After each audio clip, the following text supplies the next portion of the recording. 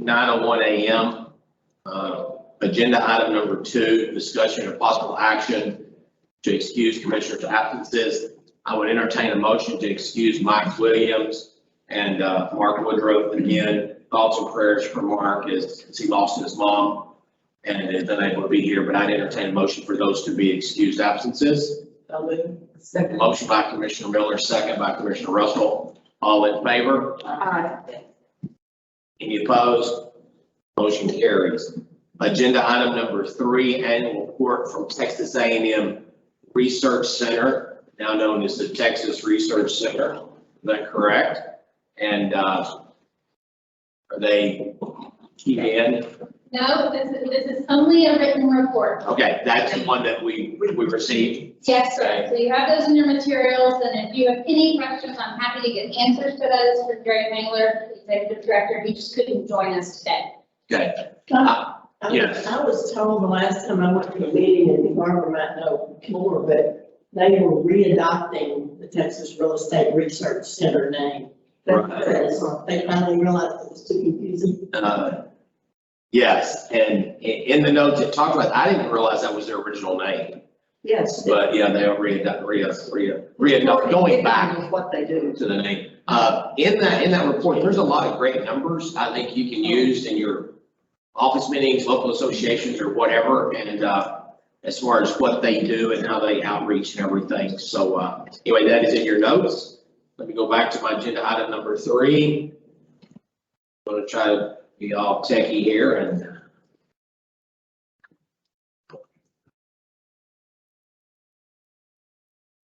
and we will go to discussion regarding annual statutory training required by the Texas Occupation Code.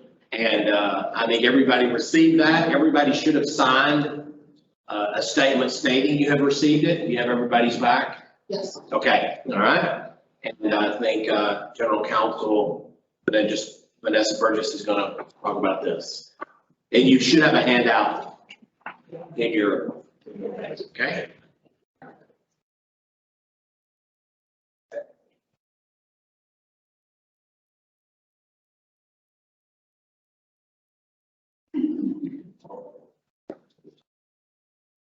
Okay, good morning, everybody. You should have a printout of the slides that we're presenting today.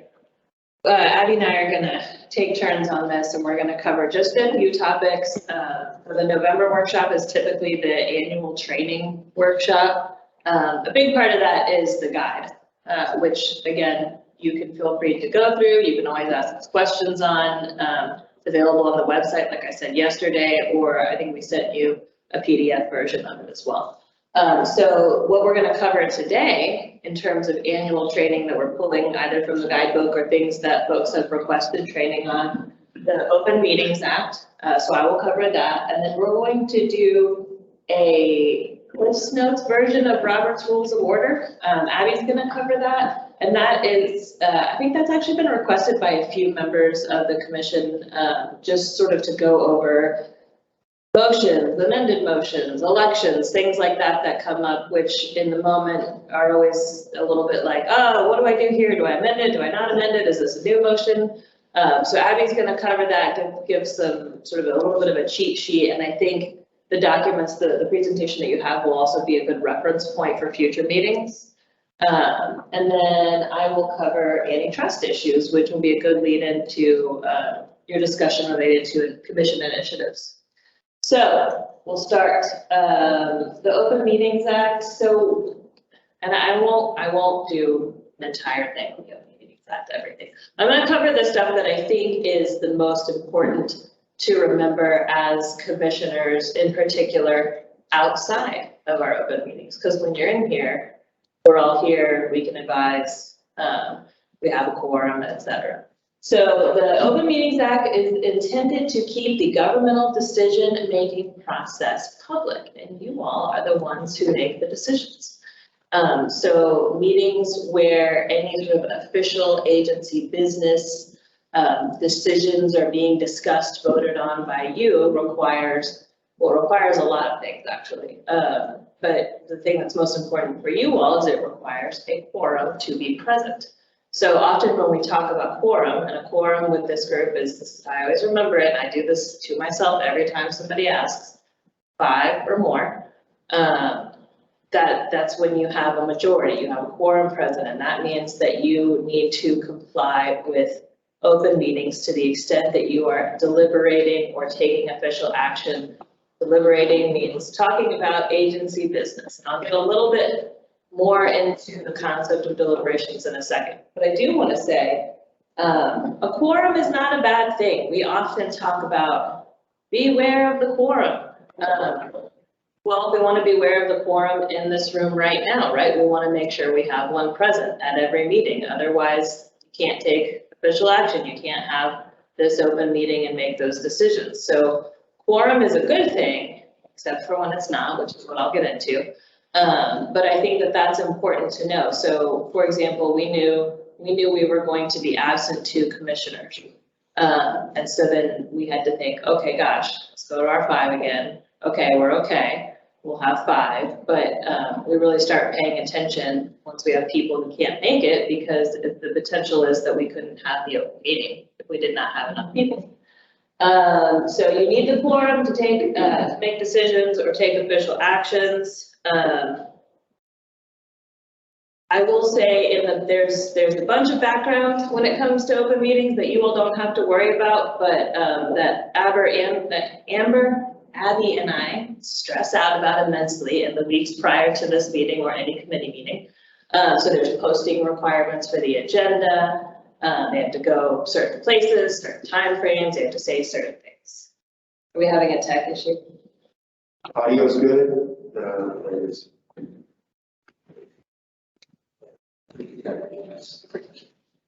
Are we good? Okay. Okay, so now I'm going to get into the topic that strikes fear in the heart of everyone, which are the unintentional quorums, the walking quorums, the quorums that happen outside of this room, outside of a properly called open. So again, 5 or more is going to give you a traditional quorum. There is also this concept of a walking quorum, which the example I always think of is, and there's a variety of different ways to do it, but the example that I always think of is I come to Commissioner Wilkinson and I say, hey, Commissioner Wilkinson, what do you think about this thing? And then I go to Commissioner Miller, hey, what do you think about this thing that relates to agency business? And I go down the line until I've hit 5 or more, and I have gathered an opinion of the group as it relates to official commission business decision-making process. I've gotten your insight, you have deliberated. Can also come up via text messages or emails. That's why we have a thing that we always BCC you on those emails that we send you, or we try to remember to do that, so that there's not a reply all situation, because reply all just in the world inevitably leads to more reply all. And then all of a sudden we've got some written deliberations about agency business. So I don't think with this group, there's a lot of discussion that's going on. I don't think there's any sort of attempts at anything. I think a lot of times stuff can be accidental. But there's also case law. There's a case right now going on with the school board where there were a lot of text messages and email threads about a controversial vote that was going to take place. I don't know if you've heard about this. If it wasn't real, but I am using it, it's a great example of what can get you into trouble, right? So group text threads, some involved 3, some involved however many, but they all sort of ended up leading together. You've had email discussions. Should I present this? This is how I'm going to vote on this, etc. So that case has been through a few different levels of court. I think our TLCB general counsel told me they're up to close to $200,000 in attorney's fees. And I don't think it looks great for them. So this is an important one, because what we're going to go back to is that you all are the decision-making body. What you're doing impacts license holders, it impacts members of the public. And the thought behind our government, and we're very lucky to have this, is full transparency. The people have the right to know. It's the same with open records. They have the right to know what you're thinking, where you're getting where you are, and to provide that public comment component of things. So it's just a reminder, that school board case, I can get it to you. It's very interesting. It's a good lesson in all of the ways in which you can get to a walking forum, which I'm sure is not the lesson that anyone wanted to be the provider of. So I get you. This is another thing that comes up. We have pre-meeting chatter is what I call it. So sometimes when we're up here before the meeting, we're all kind of chit-chatting, which is totally fine. You want to be cautious to not be talking about things that are on the agenda for the day, things that you're thinking about discussing, things like that, because the meeting hasn't been called to order yet, right? And so we're not there. We're not ready for that. Additionally, a lot of times, you know, so you think, oh, well, okay, we're just kind of chatting and it's coming to this topic. Okay, but people are in the audience. People can hear. They know what's going on. They see you talking. Even if you're not talking about, you know, that specific case, people start wondering, well, what are they talking about? What's going on? So I think you just always want to keep that very social. You can absolutely talk to each other. This is like probably the friendliest commission there is, I will say. I mean that. And so that's great, but I think you want to keep it to regular people. I think that. So I know a lot of you are in the hotel together, and maybe sometimes you get breakfast going. So this is just these are my examples of the things of how to keep it separate, right? And I know it's hard because you're in the same industry, some of you, things like that. So you guys can talk about the weather. You can talk about the never-ending construction on I-35 and I-10. I will tell you, it took me almost 7 hours to get to Dallas with 3 kids. And that was horrible, and I never want to go through Waco again. So that is certainly, I will join you on this conversation. How cute Abby's and Vanessa's babies are. We have pictures, Halloween costumes, total success. That's a great topic of conversation. And I'm joking about that, but you can always talk about it. Off-limits topics, though, at hotel breakfast, contested cases on the agenda. Matters related to the official business / jurisdiction of the commission. So this is kind of hard, right? Because a lot of you are in real estate, and is all real estate off topic or off limits? No. Is a lot of it? Yes. Is there an appearance of, 5 commissioners sitting around the table talking about what's going on in the real estate world? What does that start to look like? Possibly, right? And so that's why we talk about, keep the outside stuff outside stuff. And I just think that's an important one to remember, but that doesn't mean you can never talk about real estate. There's a ton to do with real estate and inspectors, right of way, all of the areas in which we license and have jurisdiction. There's a tons of things related to those industries that we don't. But I think you want to remember really to always go back to, is this official business of the commission? Is this something I have decision-making authority over? Is this something that's on the agenda for today? And just really think about that. And so just, when you're at the hotel breakfast or wherever, think about that. Another off-limit is which of the 2 babies I mentioned is cuter. That is one we don't talk about. Abby and I have agreed they are in different age categories. So I have the cutest 364-day-old, I think. I don't know what day it is, but we're getting the first birthday this week. And Abby is under that. So that's the agreement we made. Okay. This is something that we actually had come up for the first time.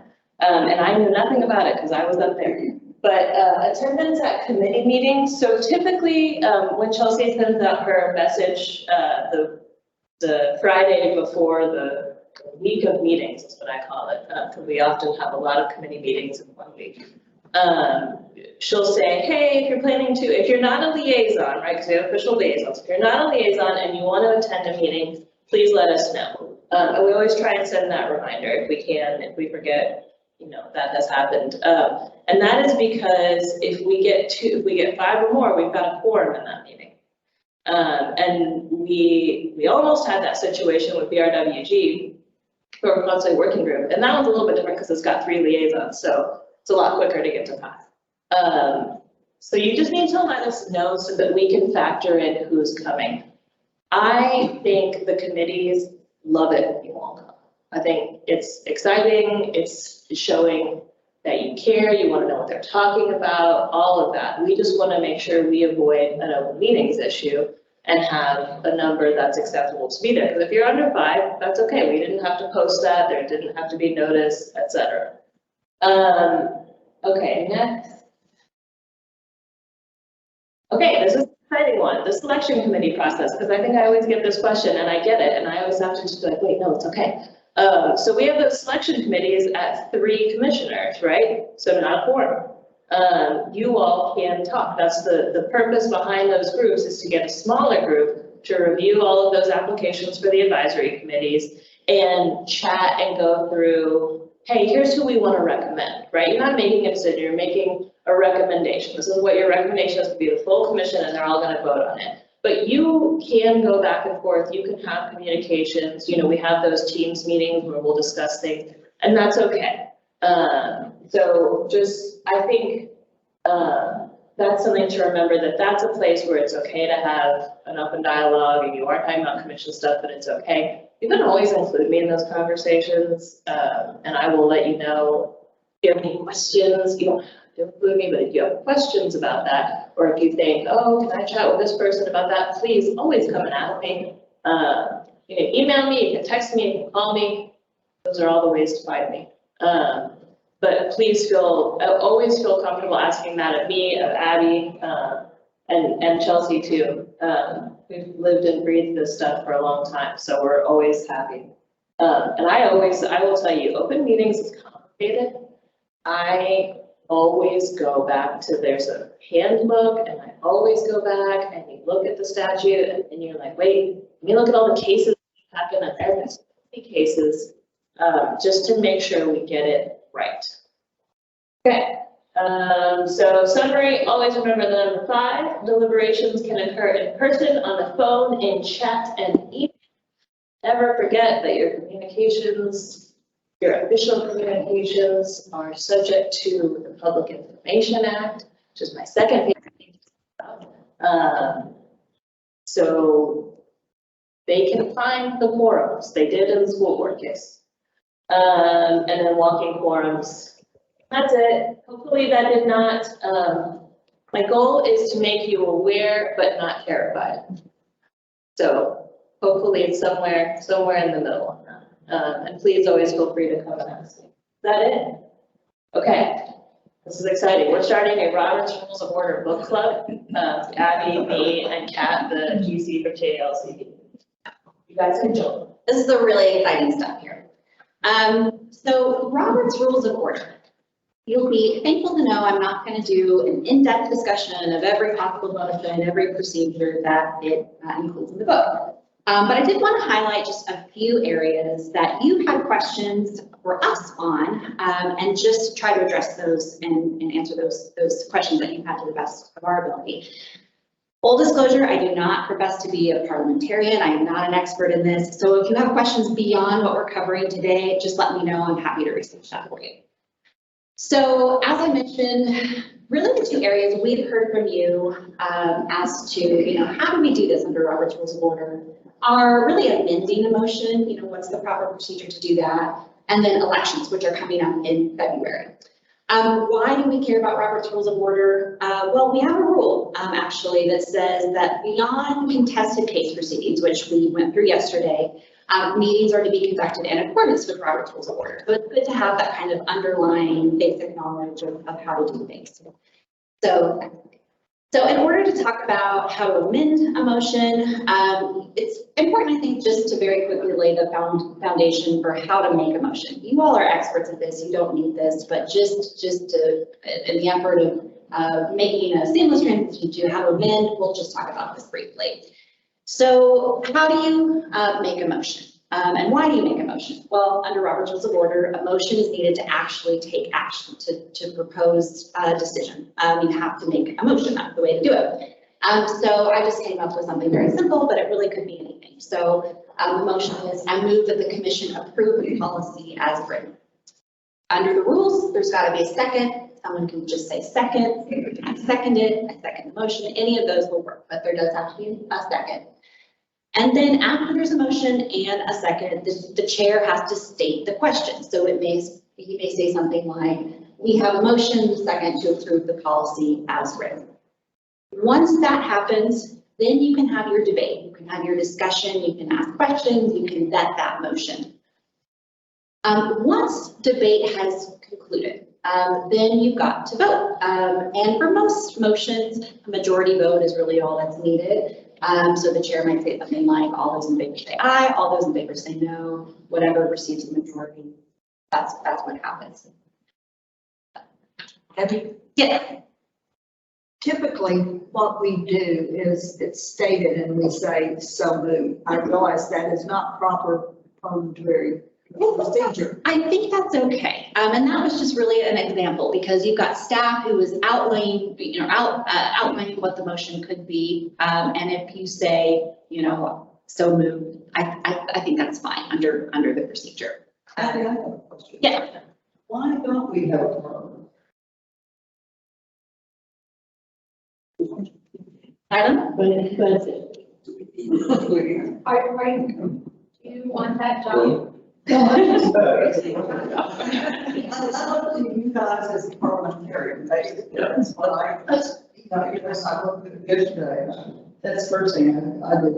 I think you just have to give me the signal, I know. So is that appropriate?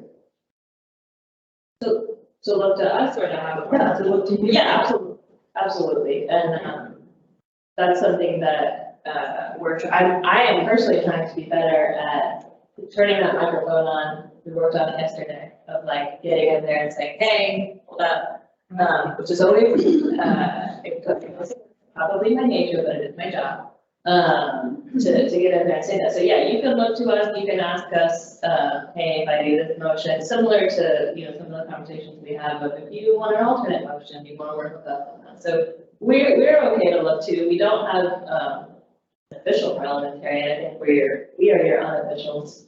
Yeah, I would think that general counsel is probably the best place to look for, to get the guidance that's looking Member. Yeah. Right. Right, I think in the association world you do. Exactly. I will say, if you go back to the previous slide and you look at the way the motions evolve, I think, and I've seen it on many boards where the discussion actually bleeds in before the motion and the second, and then the discussion, right? And so, as a good practice, we should wait for the chairman to allow for the motion and the second before any discussion Right, takes and we place. really did that yesterday. Or, I mean, I think this is a good lesson. But, yeah, on the contested cases, So those are actually different. Right. Like, that is not governed by Robert's Rules of Order. that's There's a detail. Right. Yeah, there's a particular rule that covers that. Really? Okay, that's it. So we Most keep really that. doesn't come until way at the end after we've deliberated or debated. So it's similar in nature to Robert's Rules of Order, but we actually have a particular rule that outlines how that hearing is supposed to be conducted. The oral arguments is what the rule says. And it's very similar, so it's not that much of a difference. But strictly speaking, what our rule says is that aside from contested case hearings, the meetings are conducted in accordance with Robert's Rules of Order. And that's, I think, partially why we have that script, just to kind of go through what that particular requires. But I mean, there is a motion and a second. There's room for discussion on that motion as it stands, right? In contested case. Right, yes, right. So you have that whole back and forth process with the folks that have been up there. And then you have a motion and you have a second, and then you open it up for discussion as it relates to where you are there in that motion. Yeah, so very similar, very Yeah, similar. it is similar, but there's the before part. Yeah. And I was, I will say, I was very confused as to where I was supposed to be and where the lawyers came in and didn't come in. And I don't, what are their rights? I don't know what their rights are here. Yeah, I think he had a unusual circumstance that the chair had to recuse himself, and so the vice chair took over, which is Who's never done that probably before. unexpected. And so, yeah, at that point, we just do the best you can. She had 20 minutes notice. You know, we prepared, we called it a script, really an outline of the rule, which I think maybe this is something that we could do training wise, is we can expand on that and get it to you so that if anyone is in this situation, they're a little bit more equipped. And it probably helps you to know, okay, that person just spoke, and that means that Mike gets to come back and respond, things like that. So we could provide something, we could take that script, which again, it's not really a script so much as it's an outline, and walk through it with you all, send it to you. It was very helpful. But there was too much space between one time that I was supposed to say that and the next. Yeah. So I got totally confused at that point. Definitely workshop that. Yeah, we can, and I think that's a really good point. If everybody had it, then they would know, oh, okay, now this person goes, and this is how this goes, so. But I thought you did very well in this. Thank you. You handled it very nicely. I've got a question on the next slide. Okay, sure. I think it was the next slide. Maybe not. When I asked all in favor, since this is being televised, when I said on the TWIA board, I realized this, you didn't know who was saying. So I'll say, motion made by Miller, second by Wilkinson. When I say all in favor, and everybody says aye, do I need to ask for opposed or abstaining, just for the record? So you have to ask for opposed under the rules. Okay. You actually don't have to ask for an abstention. You have a right to abstain under the rules, but you don't actually have to ask for it. If you think it's helpful to do that, you certainly can, but it's not a requirement. Is it appropriate if I say all in favor A, no, and then Commissioner Russell says afterwards, I'm abstaining? That would be fine. Would that be sufficient? Whether you say it or you don't vote at all, it's still an abstention. But if it's difficult for people to really pick up on that, I think you could say it or you could even ask. Either way. But the declaration of an abstention would preferably be at the beginning of any discussion or anything like that. You could certainly do it at the beginning. That might be preferable. I think that's more appropriate as opposed to a hint. And We have to stop for a minute. Oh. But so sorry, I hate doing that. Our service decided to update and restart. Okay. Sometimes if I would, if I feel strongly enough about it, I want the record to indicate I've and I can ask for that please note I'm abstaining or I'm voting no or. Let's pause for just a second. Keep that thought. Yeah. Start with you once this gets back on. For recording purposes. For the minute. And Commissioner Kennedy. Huh? And for you, who I interrupted. So This during is this, talk about how cute Abby and Vanessa's children. She had I had a company. I had to, Yeah. when it needs to see pictures, I've got a lot of I pictures. guess we can talk like this. Like the football stuff. Steve said 5 minutes. Steve said 5 minutes. Okay. When you said- Y'all want to, Yeah, well, it was written. yeah, discussion after the motion, I think. If you want to repeat that, I'm not sure where we lost sound. No, the comment that I was just making was in regards to the process and the order of how motions are presented and made. Typically, there's a motion, a second, and then there's a discussion.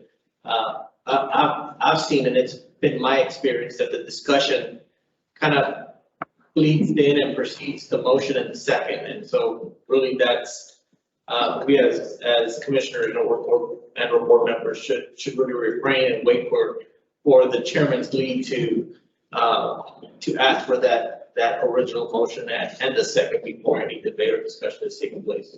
Okay, and Commissioner Russell, you had a comment? I guess I don't remember what the comment. Okay, all right. Okay, go ahead. And Commissioner Pena, you made a great point as well. You were talking about, if you're abstaining, you should try to let everyone know on front end. One clarification on that, there is a slight difference between recusal, you're recusing because you may have a conflict of interest, versus abstaining, just technically. So if you're recusing, you're obviously abstaining from the vote. But you could also abstain because you just don't want to vote. Nobody has to vote. You certainly could say at the outset, I'm abstaining. It doesn't necessarily have to be tied to recusal. You could abstain simply for another reason. So just a small clarification there. Okay, so how do you amend a motion? So now that we've got the foundation for how to make a motion in the first place, how do you amend a motion? So let's say before the motion has been voted on, you're talking, you're discussing, and someone wishes to change it. So they may say something like, I move to amend the motion on the floor by inserting after the word written the phrase except for section 2, which shall be struck from the policy. I just made something up. Motions to amend can really take the form of one of three motions. So it could be a motion to amend by inserting language, by striking language, or a combination of the two. When you're amending or making a motion to amend to insert language, Robert Rules of Order requires it to be really specific about where you're placing that additional language. So something like inserting after the word written would be in your motion. So just like the underlying motion, this motion would need a second. And then after the motion has been seconded, the chair would repeat the question. So this could get a little lengthy, but I think there's benefit in the chair repeating the question because it can get a little confusing. Yeah. The motion, what I remember yesterday was this huge long motion with lots of numbers in it that got read. And by the time it was over, I didn't know what it said. So if he was doing a motion like that, Yeah. I would have loved to have had a copy to know what it said. That's a good point. And then the way I remember it, then Leslie wanted to do something different. But you didn't want to amend, you wanted us to vote on it and then say something else. And so I didn't know what else was coming. And so I felt very.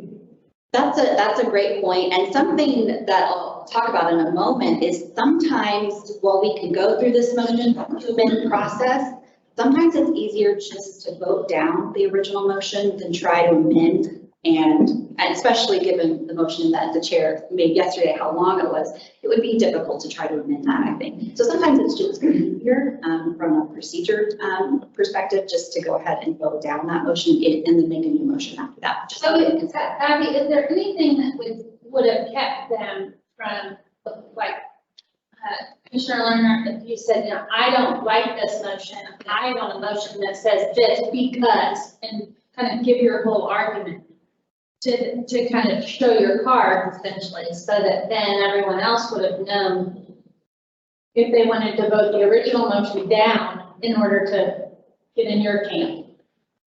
I think you could have I think that's tied to more of the debate or discussion about that motion. So I think that would be fine. The tricky part is that you have to you wouldn't necessarily want to say that you're making an opposing motion unless you're truly wanting to amend that motion. And that's kind of a technicality a little bit, but I think you can have the discussion and say, I don't really support that motion. If I were going to make another motion, it would say something like this because of this reason. I think you could do that. Yeah, and I think part of my hesitancy yesterday was, yes, I did feel like I felt, but I also didn't want to say, well, I feel like we're not being consistent in what we're doing. I didn't want to say that to the public because it just didn't sound right.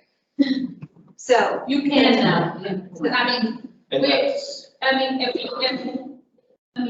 I'm speaking from staff, but if there's a consistency issue, I think that's part of transparency, you know, to have the conversation. Would that be in the discussion area of the main motion? Yeah, so once there's been a motion and a second, the chair has repeated the question, then you can all discuss, debate that motion. And so it could be, you know, I don't really like this motion. I don't think it's consistent, you know, or whatever your position is. You could certainly have that. Or you could have just plainly said, I don't like this motion because I think it's too harsh. Sure. And leave it at that, right? Say, I think a probated revocation is more appropriate, Absolutely. you know, based on, you know. I was just trying to put the image of the commission before me, I guess. So changing up a little bit, let's say the motion was, I think we paint the kitchen and gym blue. Okay? And someone is against the motion, they can say, I'll speak against the motion. I would recommend make another motion later that we paint it green.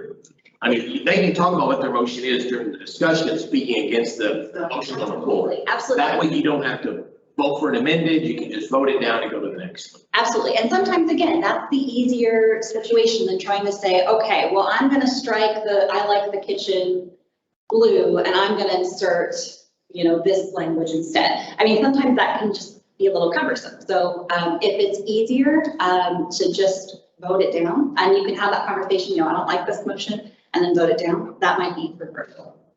And I would just go back to something that Commissioner Leonard just said, in that discussion, I think you do want to be that, because what that might lead to is, okay, maybe the enforcement committee is going to meet and look at the factors that are considered and what, you know, what we tie to as related to brokerage services, something along those lines. But I think when it comes to, you just something really important, right? The reputation of the committee but a committee that really goes back and forth and debates and has it out in the open is our commission, sorry. I think that's the open meetings dream, honestly, because that conversation is being had and everyone knows how you all feel and believe that this commission should run and go. And it's really hard to be against something if it seems like everybody else is, but I think those are the conversations that people really appreciate, and it does start that progression towards change to the extent there's, you know, consensus for that change. So I think that would, you know, I don't want you to have that hesitation. I just didn't want to open up a whole other bag of worms, like with the public or with somebody that has had their license taken away or whatever. Right, and so I think that's a really excellent point, because in that situation, you were also talking about someone specific and what's going on with them, but I think maybe that's that bigger conversation of, okay, well, maybe this is something that the enforcement committee takes up, or that you take up at the next meeting. And that you can start opening up those bigger topics, and we're gonna talk about those topics today, right? So we're doing that, but I just to say that in terms of what I was just talking about, the open meeting, the deliberation, and what folks are seeing, that's a message that they would get and they would see. But that's what when we were deliberating yesterday, and I appreciated you saying that, you say, this is a conversation to have right out there, bring this up, what you're saying, bring this up in the meeting, because you don't always know what to say in instances like that, and I felt like you were giving us permission, this is proper, go ahead, and then when we saw that you were gonna say no, you know, it cued me in to watch you say what I was gonna say, but if I saw the hand go up, I knew to stop. Right, and that's because that was that containing it to the record component. But otherwise, right, those are your deliberations and your discussions, but we are here, you can always look to us. You know, I was running up to Commissioner Lerner yesterday to help with that motion. She had a question on it. But I think I wanted to go back. I think Abby and I can look at, you know, sometimes we help with drafting the really long motions. Maybe there is a way, and I'm thinking of this in a signature, we've never discussed it, because this is happening in real time. A way of putting a little bit of a summary of like the end result up front, because we list all those changes for a reason, we have to. and because it's helpful. But we have to do that, but I see what you're saying, it's like, gosh, 3 pages later, I have no idea what just happened. So I think we can take that and work with that and get something so that you know, okay, I'm making this up, but instead, you know, I move, we're going to do, revocated probation. Probated revocation. Probated revocation, and a fine of $3,000, making that up, sort of up front so that you know what's coming. And then you hear all the other stuff. Yes. I'd rather have the summary of all this, I mean, you could say based on la, 3 pages. And have the. Therefore. Yeah, therefore, I am moving such and such.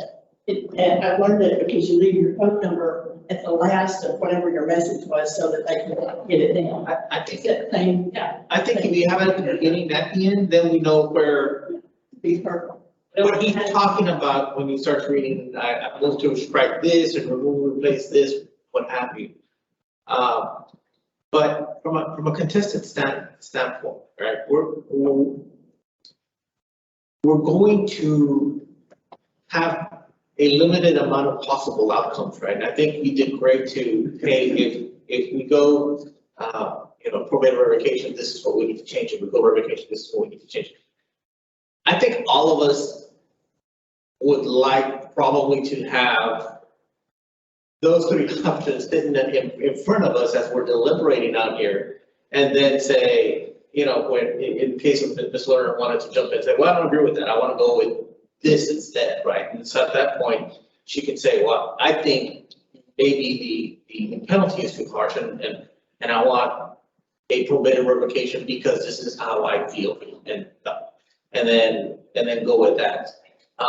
It seems like we're building the motion as we go up here. We're kind of deliberated, and that's the dynamics of deliberating over these issues. Remember, we're talking about a gentleman that's standing right before us that is about to lose his livelihood, and so it's a very difficult, and I certainly appreciate Ms. Lerner's position about not wanting to say something that's inappropriate in an open forum to the public. So it's a very delicate issue, and we just don't want to make those mistakes. But with choice 1, 2, or 3, then we can move time, money, whatever. Right. Yeah. Yeah. So 2 things on that. Part of our rules are a penalty matrix, which we can include in the material so that you can see the option.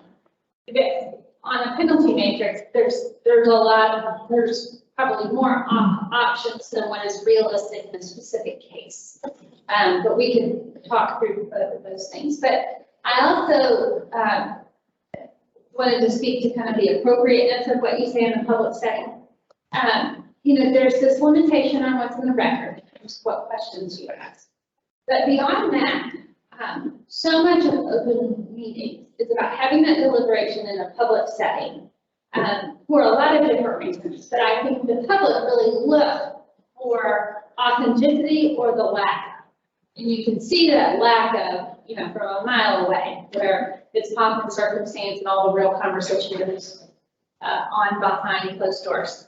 We do not want that to happen, that it's illegal. But for purposes of authenticity, I think I sense great restraint from all of you on what's appropriate to say. And I want you to feel the freedom to just say it. Because there's almost nothing that's inappropriate. There might be something that's like, socially off-putting or something. I mean, I think you all have the right measure on things like that. But there's very little that we would jump up and say, I've got, I can't think of a single thing other than what's not in the record, some confidential piece of a settlement agreement, maybe. It's just very narrow in scope. So feel that freedom to just have the conversation. It's harder when people are watching you, but with practice, I think you can all get good and comfortable just doing it. I think that will make the public have a real trust in the decisions you make, which is a goal, right? For them to trust how what you're deciding. Is there a way to have like a little cheat folder or cheat sheet or something that has these rules up where we're sitting each time? So if we want to make a motion or we want to, and we just, you know. Like Second the Robert Amendment. rules cheat Yeah, sheet. exactly. So we can just go, so we know the correct way to say it. We try to do that in two ways. You have a fly sheet that give you some options, right? And then, did we share the Robert's Rules of Order cheat sheet? I don't think we have. We did not. I think well, my thought was to go through this and then see what we can provide. Sounds like that would be helpful, the motions, amended motions component. And then also the things that we put together in advance, like the different, we essentially put together all the possible routes and then always leave open the possibility that it's gonna go somewhere completely different. But conclusion wise, you can really only get a few places, but we try to leave a little bit of an open door and then the routes, and I think, we can provide that, and I think that probably would be really helpful because it's different than it was, it's complicated. But we're happy to give you those tools so we can take that feedback and create something, a Robert's Rules kind of thing, and then also the different routes. When you look at the agenda materials and the final staff recommendation at the end, at least with the contested cases, the case was deliberate before so long, and with our own staff attorneys, presenting. And so when you see the staff recommendation on the case at the bottom, it's like, well, that's kind of a conflict, right? It kind of takes the deliberation from the ultimate responsible, body to rule over this case, and maybe changing that recommendation is leave it blank so that at the very least, we're not defaulting to staff recommendations, which was a contested case before a judicial proceeding, and then it's kind of. And so I think you're right, so I think, if I'm remembering this correctly, on the actual fly sheets for the contested cases, we don't have a staff recommendation, and we pulled that for that reason.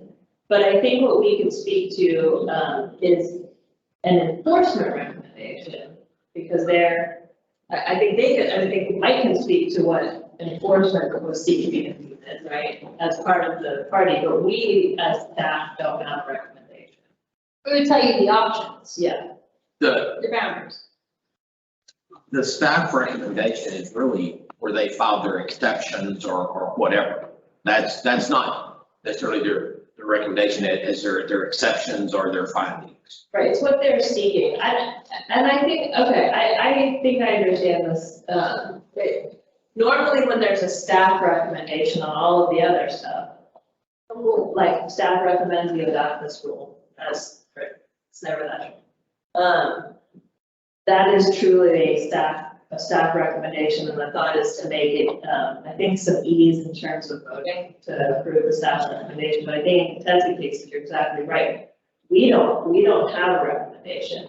Enforcement has what it saw and what it thinks is the right thing, and the other side has obviously the same, and I'm saying we, Abby and me, as we're advising you, we're not a part of that. We don't have a recommendation. We have a recommendation to, if you want to go this way, this is how that motion needs to look in order to comply with, well, if it gets litigated, it needs to have all these certain things, you have to state certain things. So we do that, but in terms of the actual, we don't have a recommendation.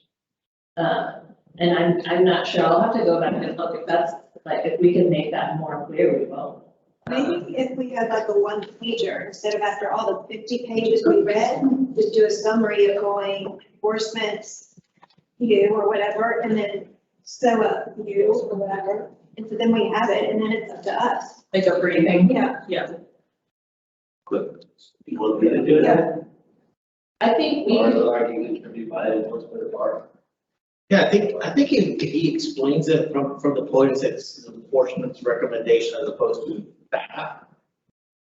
I mean, probably highly better. This is our own argument for imposing such sanctions or what have you, then That's cool. then it's not coming from you all, it's coming from him, Right, And it's- yeah. his division of enforcement. So, yeah.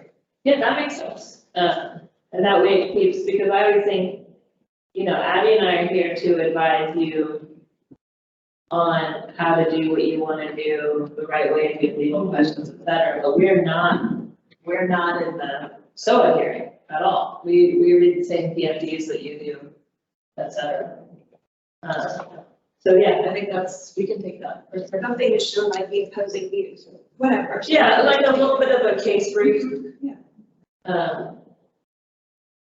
Yeah, we can do that. That's helpful. We'll try it and see, you know, we can put that for the next round and see, you know, what you like, don't like. We started doing that with recovery fund. I think it's been helpful. I think logistically, it might be helpful to do that kind of on-site data rather than like in your materials that posted to the website. So like, hand you something saying, here's the summary version of these cases. Does that feel right? I'd rather have it in the material that's sent to us, because, I mean, I've seen, you know, some of these cases are 100 pages of legalese that we're not used to reading.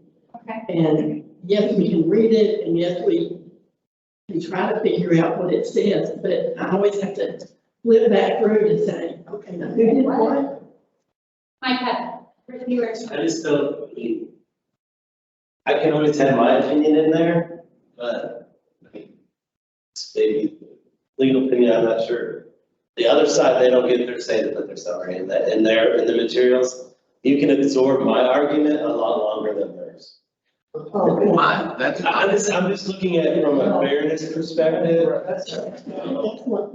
that's my concern, is you get your summary, they don't get theirs. They may if you have exceptions, but if they never file exceptions and they still show up, if I argue that day, I'm just throwing that in. Yeah, no, I think that's right, but I think that we can, like Chelsea's saying, and, you know, we can present to you like, okay, here's where we are, I mean, we do a little bit of that, like, here's where we are, here's what the SOA judge is saying, here's what they thought, you know, enforcement saw a penalty of 3,500 for this. I think we can cover some of that better in our sessions. As a little bit of a recap, but truly a factual recap. The camera, like in Cliff Notes summary as part of the material. Not that we can. No, I agree, it's not fair. I think a great point that it's not fair for us to have. Well, not from him, from you us. guys, you know, this is, in summary, this is what happened. This is, yeah. Like in this case, we had a PFD, then we had a response exception, then we had their response, then you kind of go through it from start to finish, and it's like, okay, what just happened, right? And then you gotta go back and read it again, and which is okay, but that was a complicated report. I think there's probably a way to get there, but I would like to talk it through on what we can present to you. Yeah. Because I see what you're saying, like a truly factual recap, here's this, here's this, and you should do this. Or even written from the side of somebody who was a party, and you don't want that. That's exactly right. So I think we can discuss that and figure something out, and we'll let you know whether it falls, how it ends up being, but having not sat and discussed it, I don't want to say, oh, Yeah. that's what we have, but yeah. You kind of have it in the memorandum to the commission, but those are just the titles of the documents that we're about to read. Right. I've got just a quick follow-up. On like the staff recommendations on like the proposed motions to adopt the proposed rules, you're okay with the staff recommendation there? As far as staff has scrubbed this and. Yes, Okay. yes. I just, you know, here, and I don't know if you used to sing the exact, well, staff recommends enforcement to local police, it's impossible, right? Like, well, you know, I think the optics behind it sounds better. You may have not, I don't know. The optics sounds better as the enforcement division has made this case, right? As opposed to, you know, the entire TREC office. Or instead of your lawyer, basically. Exactly. Right. I think that's probably a open meeting, like the language we're so used to using. But I think you're right. I mean, that's why we struck it from those flash sheets was so that there wasn't a staff recommendation on this, right? But we can take care with that and, might speak to the enforcement side, whoever's out there presenting, this is what enforcement saw, et cetera. Because it's, it's the two parties to the case. Okay, just a few more notes on. You spent a long time on that slide. That's a very good one. And then we'll move to elections real quick. So just a couple points. So after the motion has been seconded, the chair repeats the question. I think that's really important for motions to amend because they can be complicated. So it's something like, a motion has been made and seconded to do X. Here's what that means. I think that's important for motions to amend because it is a little confusing. And then the last point here, after discussion, a vote is taken, same deal, majority vote is required. The most recent motion takes precedence. So you have to vote on the motion to amend and then the underlying motion. So I don't know if any of you remember from Texas Realtors a couple of years ago, I'm totally stealing this example, but they had an example they used and it's stuck in my mind, the shish kebab. So think of the underlying motion as a piece of chicken on skewer, that's what it's called. And then the motion to amend is like the pepper on top of the chicken. You've got to deal, to get to the chicken, you've got to deal with the pepper first. You have to take that off and deal with it first before you can get to the chicken. So it's a silly example, but you will never forget it. You've got to deal with the motion to amend first before the underlying motion. So if you vote to approve the motion to amend, all you've done is amend the underlying motion. You still have to vote on the underlying motion. So it's two votes then. Okay, unless there are any questions, we'll move to election. So elections, under Robert's Rules of Order, there's actually a lot of different ways you can do that, nominations and elections. It can be dictated by rules or policies, but customarily, traditionally, what we've done is this. So for nominations, the commission makes nominations from the floor. So anyone can make a nomination for vice chair or secretary. It doesn't have to go through any special process. What's a little unique about the nominations under Robert's Rules of Order, you don't have to second it. You certainly can, but it doesn't require a second. Sometimes you might want a second just to show support, but you don't have to do that. And a person can nominate themselves. So if you think you would make a great vice chair or secretary, you can certainly nominate yourself. So once the nominations stop, the chair then declares that the nominations are closed. So let's say Commissioner Wilkinson, you've been nominated. The chair might say, okay, Commissioner Wilkinson has been nominated for vice chair. Are there any further nominations? And the chair will keep asking that question until there's no more nominations. Once there aren't, you close the nominations. Hearing no further nominations, nominations for the position of vice chair are closed. I think traditionally what we have done, and there's two ways to do this, you can tell me if I'm wrong about this. We go through all of the nominations first before we get to elections. If that's not what you remember, let me know. And either way, it's fine. But we go through all of the nominations. So for vice chair and secretary, you would do that first and then switch over to the elections. You can certainly do it where you nominate and then elect for that position, either way. But I think what we've done is gone through nominations first. So how do you actually conduct an election? Again, lots of different ways we can do it, but traditionally we've just done a voice vote where the vote is taken on each nominee and the order in which they were nominated. So that's actually important. So if there were two nominees, let's say for vice chair, Commissioner Wilkinson and Commissioner Miller, both nominated for the vice chair position. The election would have to go in the order in which they were nominated. So you would have to hold the election for Commissioner Wilkinson first because she was nominated first. Whoever gets the majority wins.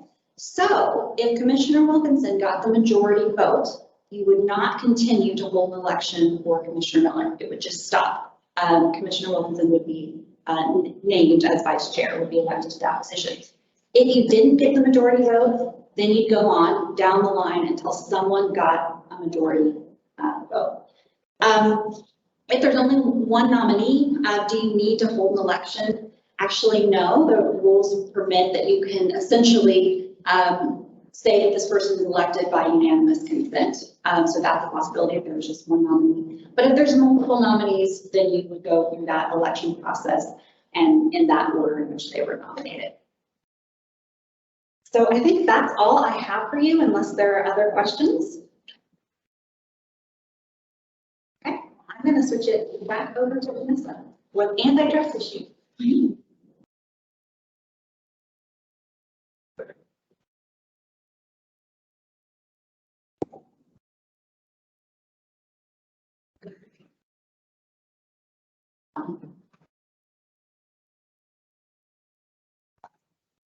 So you just turned it on to you, Commissioner Bennett. Okay. Not move my notes during that entire time because it's paying attention. Okay, antitrust issues. So I'm going to cover this high level and really get to the stuff that I think is important for this commission, especially today as we lead into that discussion on initiatives, and also really just the agency mission, consumer protection. It all ties back to antitrust issues. If you are super interested in this topic, which I think is a great topic, page 16 of your commission guidebook, and I take zero credit for this. I think this was actually the past deputy GC who wrote the portion, has a pretty comprehensive history of antitrust law and how it relates to state boards, agents, commissions like you. So you can absolutely take a look at that, and it'll get you to where we are today with the case that you always hear about in the last couple of years, which is the North Carolina Dental Board case. This is also probably a board that would like to stop being mentioned. Yeah, the example, right? We never want to be the example, but we never want to be the example. So this is my summary. It's the teeth whitening case. So there was a dental board. It consisted the majority of dentists and I think hygienists, but they were in the dental industry. And there were folks in, I always think of like the mall kiosks that were selling teeth whitening products. And this group got together and they issued cease and desist letters to these folks in the kiosk saying it was essentially unlicensed activity. And so this case went all the way up to the for real Supreme Court. And it's looking primarily, and I'm not going to get too far into this, but basically the board was like, oh, sovereign immunity, we are the state, we can't be sued. And the Supreme Court ended up going through some of those historical factors, and then that's in the history on page 16. And it ultimately got down to, in order to look as to whether a board can have sovereign immunity, it had to be carrying out an affirmatively expressed state policy, and that policy had to be actively supervised. I'm underlining that because active supervision is going to come up in a minute. Actively supervised by the state. We can go to the next slide. And so FTC also issued a note that active supervision, a regulatory board is required to invoke sovereign immunity when a controlling number of board members are active participants in the market the board regulates. Does that sound familiar? It does. So that's important, right? That North Carolina Dental Board looks a lot like this commission. So why does this matter? It matters, one, because you want sovereign immunity. You don't want to be, you want that protection from lawsuit. Number one, so you've got to meet the factors. And two, what we're gonna get into here in just a minute is talking about the initiatives and why you all do as a commission what you do. So, I will say, I need to look at my notes again. It's okay you as a commission can institute reasonable constraints on competition, reasonable restraints. Acts that are taken in good faith, even if they have a little bit of anti-competitive nature to them, so long as they're done in good faith and to protect the consumer, that's okay. It's not saying that you can never do that, but it is saying that when you have a commission like this that is also part of the industry it regulates, there's a little bit of a higher level of scrutiny as to what's going on and why. You want a true state policy, and you want state supervision. So where do we see state supervision as it applies back to that sovereign immunity component? You see it in our rules. So the Governor's Office of Regulatory Compliance was established post the North Carolina case to serve as active supervision. So that group looks at all of our rules, that any changes that we make that have a potential anti-competitive nature to them. We look at some of the barriers to entry. They have a whole list of factors from that case that they consider. They're going to look, so typically they've looked at our inspector education rules. They called for a review on that. We were one of their first agencies to go through that process with. They also will participate in the quadrennial rule review, which is what Abby talked about yesterday. They have that statutory right to go in and take a look, even if we're not proposing any actual changes to those rules, they're going to go in and look and just take a look at our rules and make sure that there's not, unnecessary restraints on competition. I don't know, I think a few of you got to meet them. There were 2 attorneys from that office that were here yesterday. They are very active, they're very nice, they're always really helpful. They're probably always really helpful to me whenever I have a question on, hey, is this one of those ones that's gonna fall in, or are we supposed to do this? Because there's rules, when we do our quadrennial rule review, we will post and then we will send them a copy along with a memo explaining what we're doing, etc. So they were here, they're very engaged, but them having this office looking at our rules, they review the substance for anti-competitive decisions, and if they do not sign off on our rules, the ones that they're reviewing, they are a no-go. We cannot pass rules, we cannot formally adopt rules without their official okay. And sometimes I think it can just be a no, this is not good. They always give you some insight as to here's where our issues are. We have long conversations with them. They can ask for additional research. Sometimes they will say, yes, but make these following changes. We've done that too. We did that with the inspector rules. But that's that active supervision arm of the sovereign immunity component. It's also going to what I think is probably at the heart of this when it comes to what we're going to talk about today and what you all do as a commission, which is that the purpose of this commission truly is consumer protection. And you are, well, not all of you, because we have our public members, right? Public members serve what I'm about to describe to a double effect, right? They serve as members of the public, and they're on here to really and truly look at the consumer protection component of it, the public interest component of it. And those of you who are the broker members, you come from the industry, you have the experience, you've seen it, you know what's going on, you're in that world, but you always want to do that balancing act of, okay, is why I want to do this thing I want to do, is that because I'm doing it in the name of consumer protection? Or would it just make things a lot easier for me in my day-to-day business?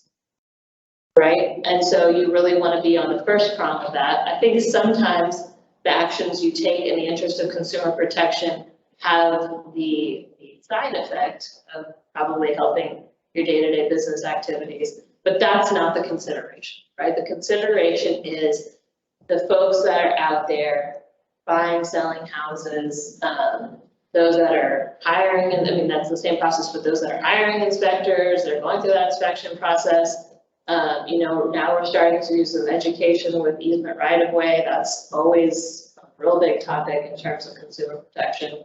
And so that's truly, when you look at these initiatives, you want to do that test in your head of, okay, why is this, what does this initiative do for consumer protection? Is there a consumer issue here? And you know it, the public members know it from that perspective of being a public member and knowing what it's like to be out there, what's going on, and they really, and I think we have two really active public members that get in there when it comes to, hey, transparency, hey, consumer protection, what's going on here? Why do you want to make this change to the rule? Is that because it's helpful to you because you're not going to have to deal with this, this issue anymore that makes doing business with some of these people super annoying? Or is it going to be easier for you to, I'm making this up, sell houses in this neighborhood, or to sell houses overall, or would this contract change really just impact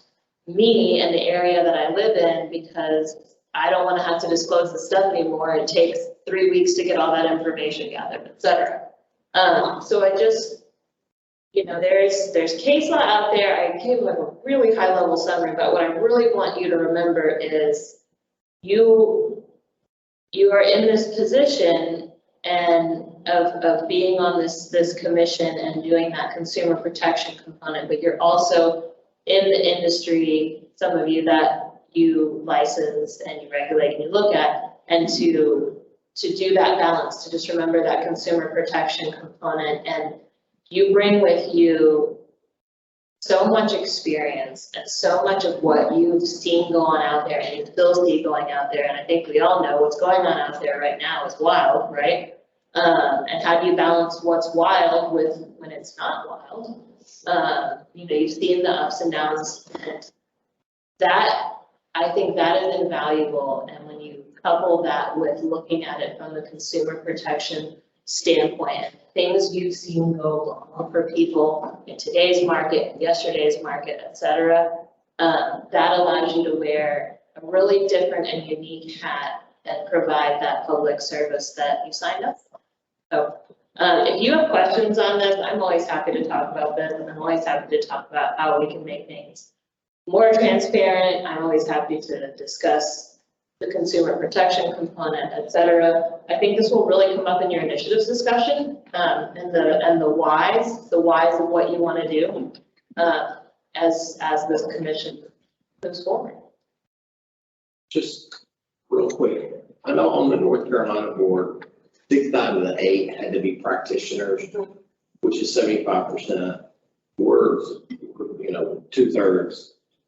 We're still classified as a supermajority, correct? Even because it's 66, 2 out of 3. Yes. Yes, it's the same. Because I think that was part of the issue with the Supreme Court was they had a supermajority in the business, but theoretically, we're still in that same thing. Thus, the governor has to establish the That's exactly data to look at. right. So the ratio is not exactly the same, but it's that same, the majority is involved. Still over the threshold. So does the commission have an active, enforcement of unauthorized practice of real estate that we document, that whole process? So you mean like, well, we do unlicensed activity all the time. But I'm trying to think of that, maybe I'm not answering your question totally, but so for example, in the dental board case, it was really seen that they didn't like the teeth whitening because that was what they did. And these were folks that were doing it, in the malls and basically getting their business. Are you asking, That- can go after someone? Has the commission ever issued a cease and desist? Yes. On somebody practicing, Yes. And so that's the active monitoring of unlicensed. Unlicensed, yeah, I'm sorry, yes. So we do have that. Right, and those, and those are actually escalated, right? Those are expedited, what's the term for the unlicensed activity? Like that's one. It's a higher categorization than prioritization. But you all handle that internally, right? It has nothing to do with the commission itself. Right. And I think, I don't know how that that board itself specifically work, but I think as I recall, this was sort of brought to a higher level to the commission of, hey, here's the situation, do you all want to do something? But yes, typically it's handled here at the staff level. I think the only way to come to the commission is if it's actually appealed and so and PFD and all that. Right. Yeah, we have that. Right. But if you were to make a decision that a certain practice should be licensed activity, and your reason for doing that is to squash the competition, right? Well, that's anti-competitive. Right. Has some antitrust Right. implications there as well, so. So the why is really important. Aren't there a lot of cases down with the railroad that they're looking at them and address stuff? In some of the railroad meetings, is that more prevalent now? It hasn't come up at Arello significantly. No, it hasn't in AR, right? I mean, it seems like on the association side, there's a lot of discussion about that, but only tangentially. I mean, I'll give you an example of the tangential. Oklahoma just passed a law requiring wholesalers to have a license. So the why they did that is particularly important. There hasn't been a challenge that I know of on antitrust, but that topic is something you want to be more careful about, right? That was done in the interest of consumer protection rather than to be anti-competitive. So when you say wholesale, you mean like a flipper where, by the way, you buy a fixer upper and you do a double closing, that's Yeah. what you think. Like, I buy it and I sell the equitable title. I market the equitable title of the property. So I really never close. I sell the property prior to closing because if I have a contract on your house, I have an equitable title that I can market. Then I sell that to the market. And, the question is, are there adequate disclosures? The state of Texas says you must disclose you're selling an equitable title, correct me if I'm wrong. And as an industry, as a commission, are we protecting the public? Are we trying to limit private property rights and real estate transactions? And as a commission, we have to be extremely careful that are we actually protecting the public? Are they predatory? Some say predatory, some say not. So in order for a commission to do that, you're going to have to really show that you're protecting the public. You're just not trying to restrict people from doing real estate. Then it's self-serving. And that's a great example of Oklahoma saying they need to be licensed. We'll see how that works out. What did they base that decision on? Years ago, the savings and loans had all mortgage bankers, brokers registered. If you did, was it 4 transactions a year? And they based that on the predatory lending during the meltdown. So, that was only a great example of, are we protecting the public or are we protecting the industry? And that's the balance. Yeah, the balance. And an example was like during Hurricane Harvey in Houston. And a lot of elderly people or, disadvantaged people were approached by these wholesalers.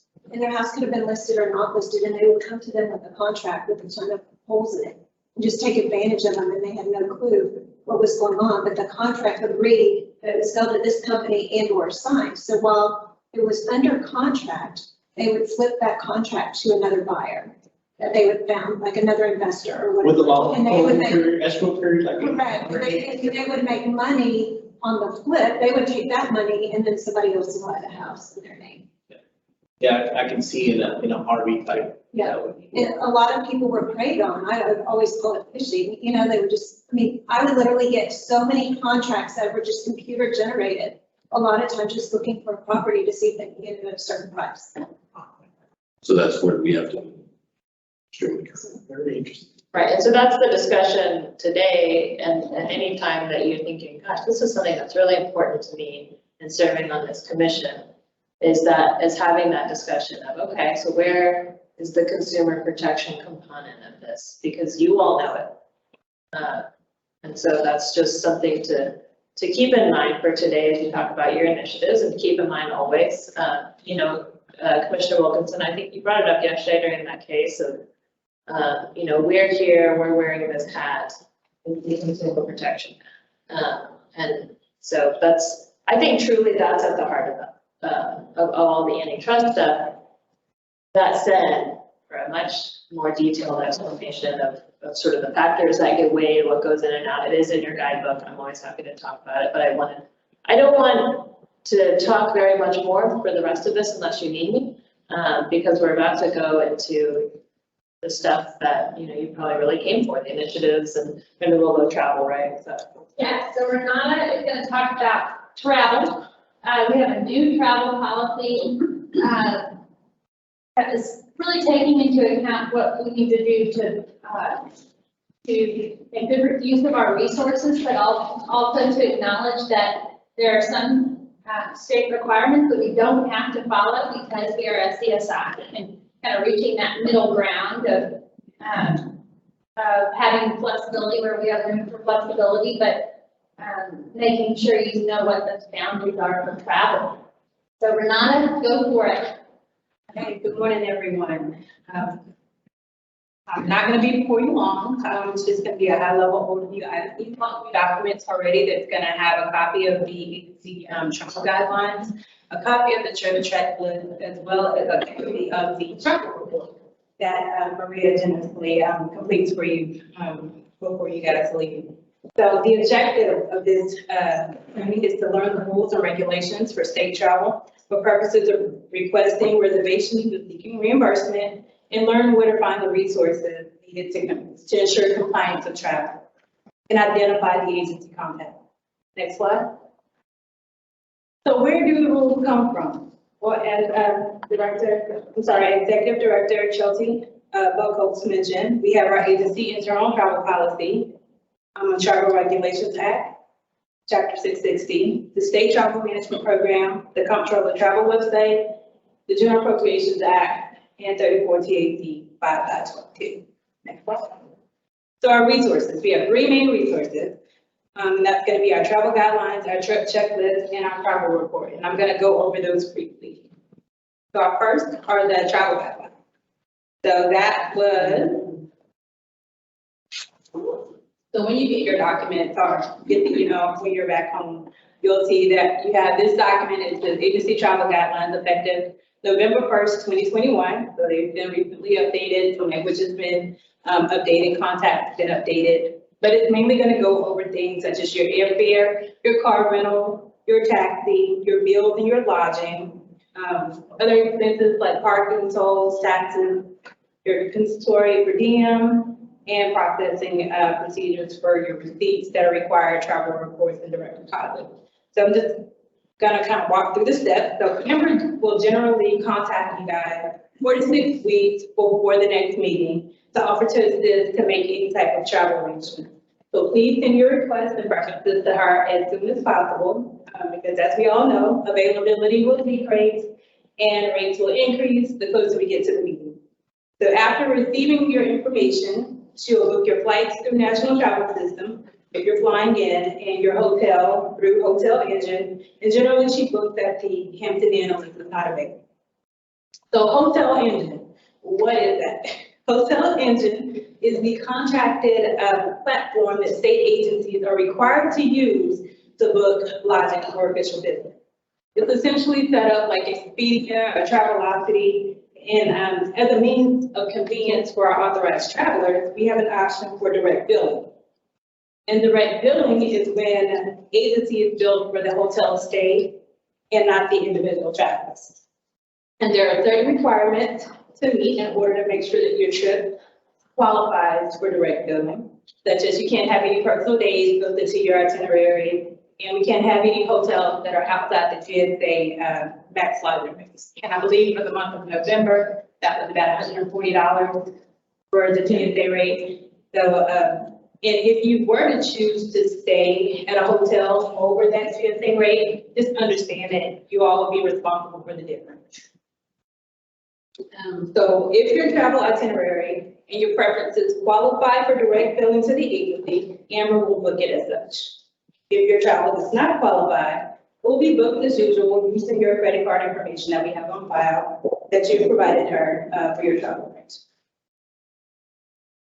All right.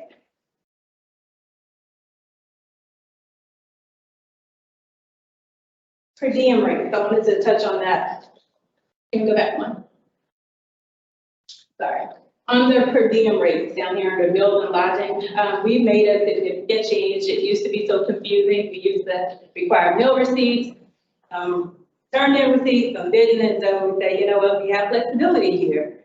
Let's go ahead and make it our agency internal policy that we're going to follow what the GSA rates are and follow suit like a lot of other state agencies do. And so it's basically whatever the max GSA rate is for that location that you're traveling to, then you're going to be authorized per diem for those meals. And it's going to be based off of time.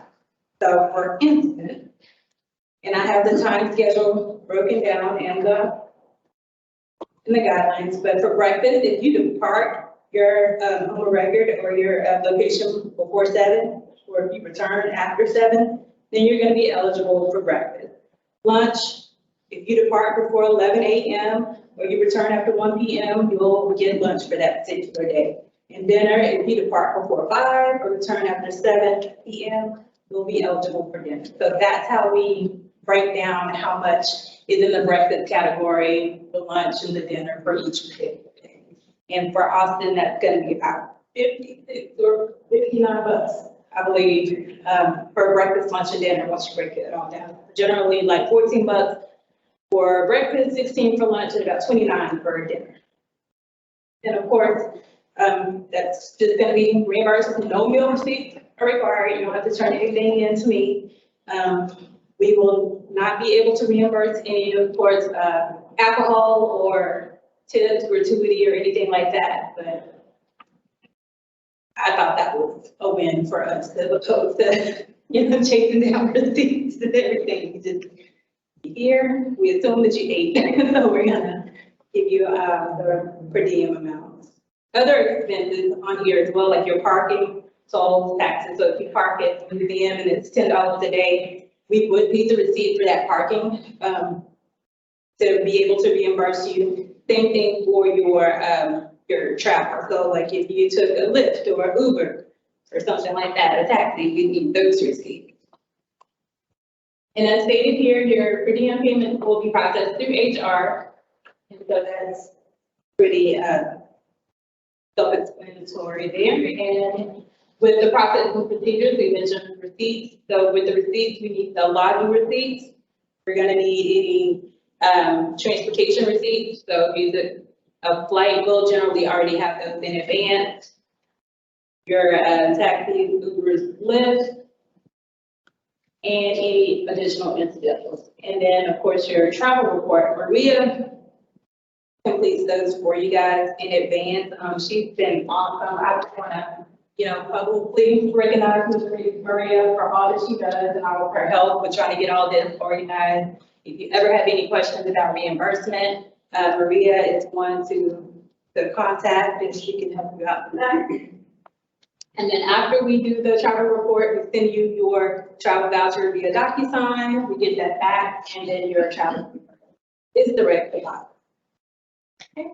Travel checklist. Again, there's going to be another document enclosed with what I sent you guys.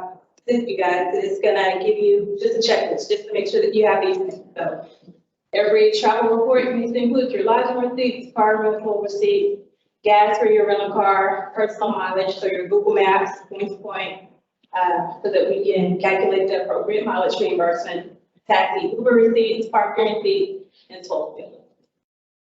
Yes, ma'am. On the gas receipts, I thought last time that we just did the mileage. So with the gas receipts, that's for rental cars. So with that, yes, ma'am, we can only do the personal mileage. Yes, ma'am. But if you were to take a rental car and you fill it up with gas, we can reimburse you for that. Next slide, please. Travel report. It's an Excel document, and on that Excel document, Maria completes your home address, your to location, and it automatically calculates the mileage. We use the Google Maps to verify and validate that. It also calculates the reimbursement amount for the mileage. And then there are columns in there for you to put your lodging amount, your meals and per diem, and any incidentals that there may be. And then it'll automatically calculate it. We'll convert it to a PDF and we'll send it to you to sign, or she may even have it here available today for you to sign. And then we'll use that to complete your travel. Okay. Contact. Amber Hinton is the TREC Commissioner's travel coordinator. So she is generally your first line of defense. Like I said, she's the one that's going to contact you all to make your travel arrangement 4 to 6 weeks before the meeting. If you have any issues, you can always contact her. In addition, we have Dion Frederick. She's our board travel coordinator. We have MJ Griffin, our executive staff travel coordinator. Maria Lee, the staff travel coordinator. And of course, anyone within financial services division travel section, we can help you as well. And that concludes the presentation. Do we have any questions related to travel? Well, we want to compliment, at least I do, I want to compliment you, it's so much easier than all of it. Well, thank you, ma'am. Thank you. That's the goal. That's the goal. Make this painless as possible. You all make it very easy. Thank you. Thank you. That concludes. Thanks, Ron. Yes, ma'am. Do we want to go to the initiatives? Do we want to take a quick break? What's everybody good?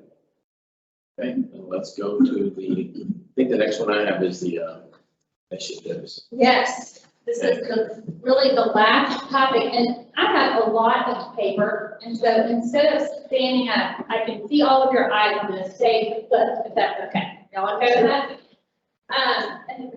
For parts of this discussion, the theme might pop up, the needs might, because this has been really a effort of the team.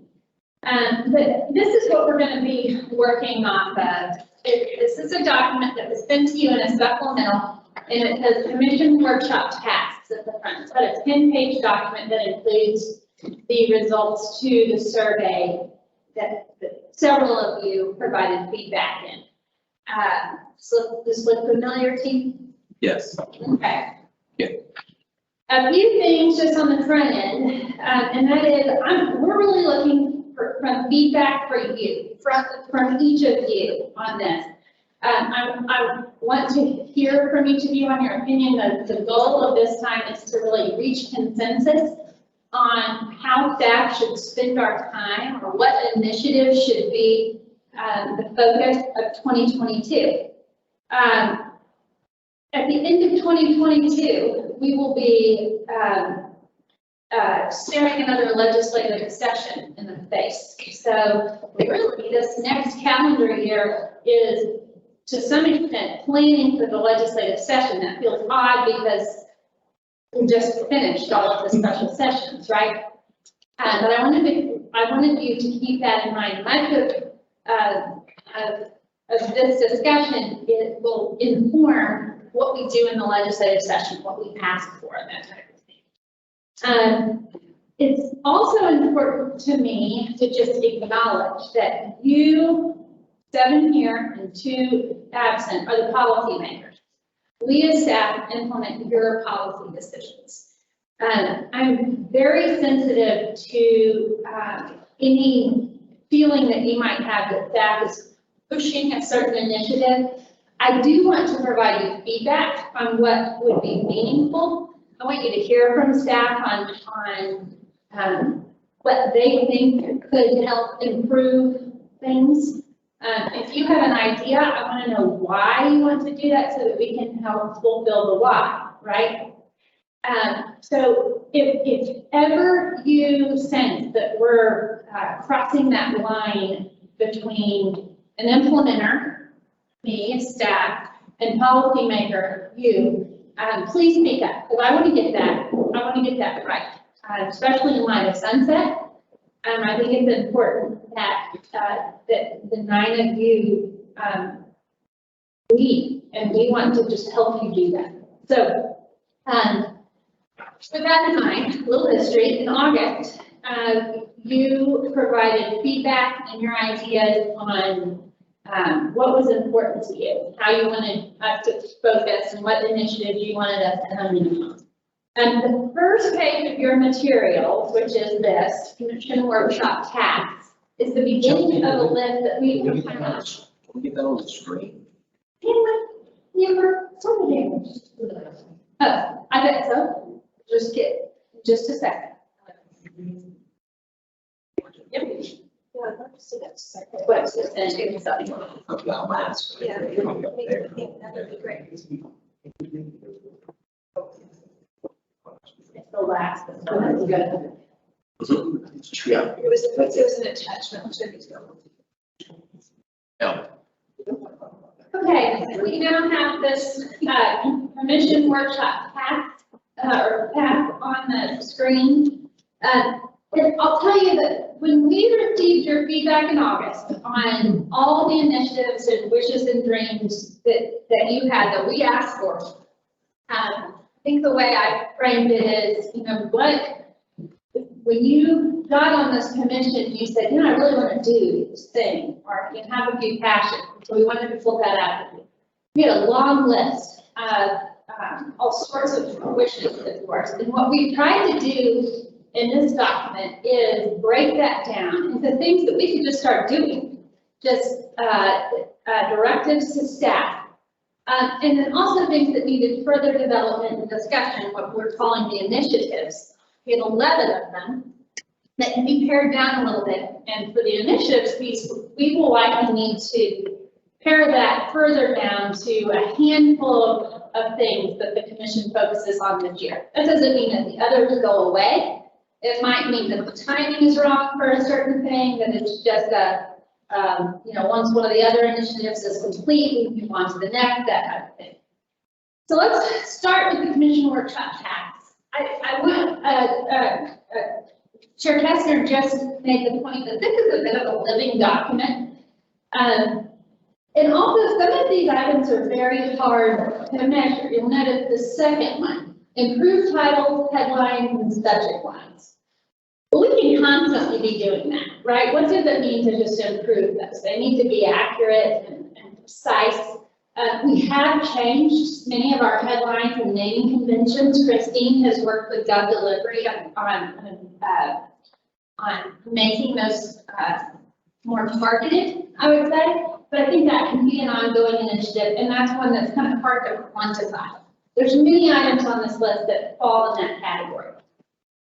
Other items can be completed quite easily. The fourth one on that list is highlighted in blue, report on communications at quarterly meetings. We had one of those reports yesterday, so you will not see that. At every quarterly meeting, we'll have that information. If you'd like to see it in a different way, like different information, we can work on that. There's also a category of things that are ongoing. This top one, formalize the communications plan. Well, that will be ongoing. The communications plan will change as plans change. We add to it, we'll take other items away. You do have in your material, in the same document, it's on page 3, something called Content Publishing Timeline. And this is basically the beginnings of a communications plan. This is what we do from a communications standpoint on a regular basis. This is what Christine operates on.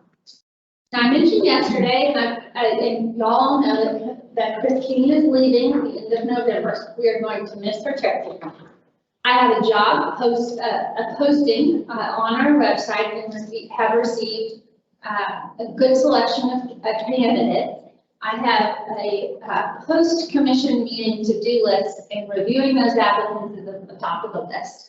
So it's my hope to move forward on the hiring of that position in short order. And so we are in transition from a communication standpoint. But this content publishing timeline will act as a great starting point for that new staff member. And then, of course, this commission workshop task list is basically their directive on what's important to you from a communication standpoint. But I do want to acknowledge that transition that we're in, because I expect there to be some shifting, just as we have a new person in this role, who will bring different ideas to the table, their own style of doing things. So, I'm happy to walk through each one of these tasks if you'd like to. And more than anything, wanted you to have it for reference to know that we are working on these items, and I wanted you to know where we are in the process. I do think many of them will be ongoing and kind of goal focused. So unless y'all want to walk through each task that's on page 1, Amber, I'm going to move to the survey results in our 11 minutes. Yeah. How much do y'all pay for the delivery? Is it, there's a charge? Is there? Oh, yes, there is a charge. We have a contract. I have no idea what we pay for it. But I believe it's 26,000 a year? at least, though. Because I was just talking to Texas Realtors, how they put their stuff out or whatever, and they said they were moving to a new platform called HubSpot, and I don't know if it offers more visually, like some templates, some that are nicer, I don't know.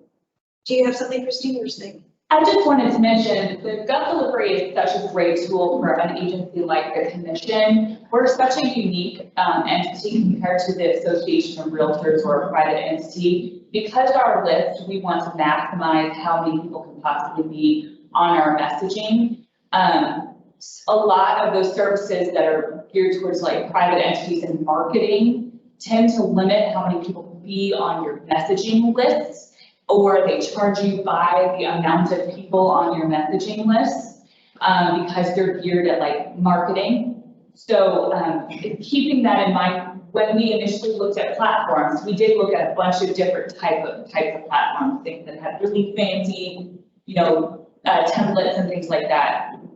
And what we found was that it was really cost prohibitive for us to do those types of avenues. Just keeping that in mind, not that it's not. No, when was that last looked at? When we initially reviewed gut delivery, I believe it was like 4 or 5 years ago that we implemented it. And then I believe that we do a full review of their contracts when we up our contract with them. So that is something that we do consider.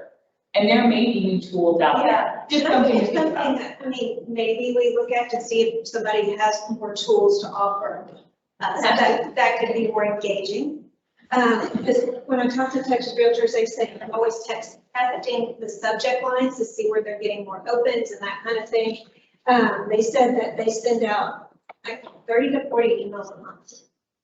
So it just may be worth looking into, if there's anything. Well, and on that note, I think you're right. I think we need to do a regular assessment of what's working, what should fall off, what should begin. You mentioned yesterday, why aren't we using Instagram? Well, should we be using Instagram? Why or why not? But are we currently using a tool that is less effective that should maybe fall off of our list? So just a regular assessment. In this world, things change so quickly.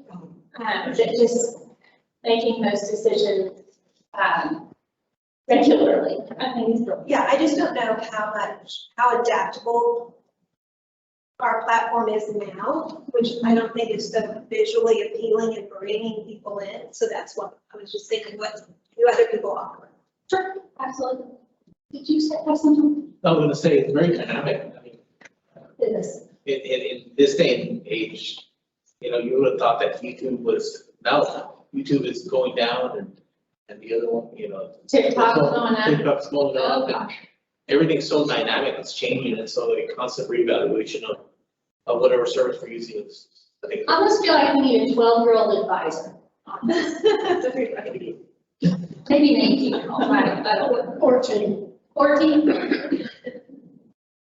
Okay. Absent any more questions on these tasks, I want you to spend time on this. There's very little decision making to happen in this. These are just things we're working on. But I want us to spend more time on the initiatives. Yes, okay, initiatives start on page 5. So we have divided these initiatives into enforcement initiatives and licensing initiatives. There are, I believe, 5 enforcement initiatives. Beginning with this ombudsman program, but just for purposes of my own organization and thought, I'm going to skip the first 3 and I'm going to come back to them. I think the first 3 are related to each other. And I'm going to start with wholesaling. You're gonna start where? With wholesaling, at the top, right here. Establish better enforcement of wholesaling practices. Potential implementation. Survey license holders on experience with wholesalers and other issues that deal with equitable contractual rights. Attempt to gauge the understanding from license holders of what is wholesaling, with a better understanding of the impact this practice has on license holders and consumers. Track and proceed with more enforcement of potential issues. We don't know what the budget impact would be. Feasibility could be easy. It depends on what we do. There could be a legislative initiative involved in this. If we want to move towards licensing wholesalers, that would be a legislative change and likely rulemaking changes. So to frame the wholesaling issue. So wholesaling is the concept of basically selling your interest in real estate after you put a contract in on a house or a piece of property, but before closing, you sell your interest in that property, right? Anecdotally, the practice could prey on the elderly or low-income families. We do not see an uptick in there's not a huge or we're not seeing from an enforcement side a significant number of complaints related to wholesaling. So this is not on our radar from an enforcement standpoint. But at the national level, there's a lot of conversation among regulators as to whether or not this should be regulated from a consumer protection standpoint. So the question is, do you want to examine this further? And what could that examination look like? We could do the whole spectrum. I think we're going to need to put our hands on some data that shows that there are victims out there. We've heard that anecdotally. We've even talked to Texas realtors, and they say, yeah, we think this is happening in the Houston area and in the Dallas area. But nobody can really put their finger on a specific case where someone was wrong. It seems more anecdotal in nature. Yes, ma'am? Have you thought about talking to the real estate, Texas realtors? Sorry, the real estate center to do some research on that? I think that's a great idea, and I think that may be the right kind of avenue for this, is to spend some time looking at the issue, perhaps surveying license holders, talking to wholesalers, getting with the Real Estate Research Center to see what data they have or could get, and perhaps staff kind of putting a paper or a report together for you and handing it back to you. I've got Ben and then Leslie. Okay, so I think because we have a lack of enforcement activity related to these type of transactions, I agree, it needs more study, right? And to the extent that we can determine the amount of transactions that are occurring, wholesale transactions. So is there a way to extrapolate wholesale transactions from your normal, your normal closings, right? Now, and to be clear, there are very few enforcement. Enforcement doesn't tell us a whole lot. There's about 1% of license holders has an enforcement action or a complaint against them. It's a huge spectrum of issues. It's very rare for there to be a uptick in complaints that then is instructive to the commission. I wish it was easier, but I don't see that very often. But Yeah, yes, we do not have data. Right, and it would be interesting to see how many wholesale transactions are actually happening too. I mean, if we're gonna propose legislation or change rules related to this specific, topic, then it would be interesting to see what the effect is of all the transactions. If it's a very, very micro percent, I mean, it's something that we're, fussing about. that's not a very, very large.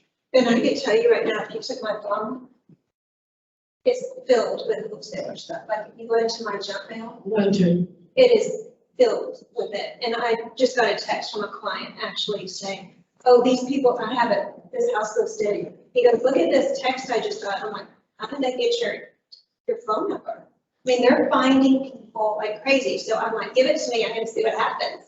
So I called the number and they didn't answer it. It was just a voicemail. If you want to buy or sell a home, they're not licensed, nothing.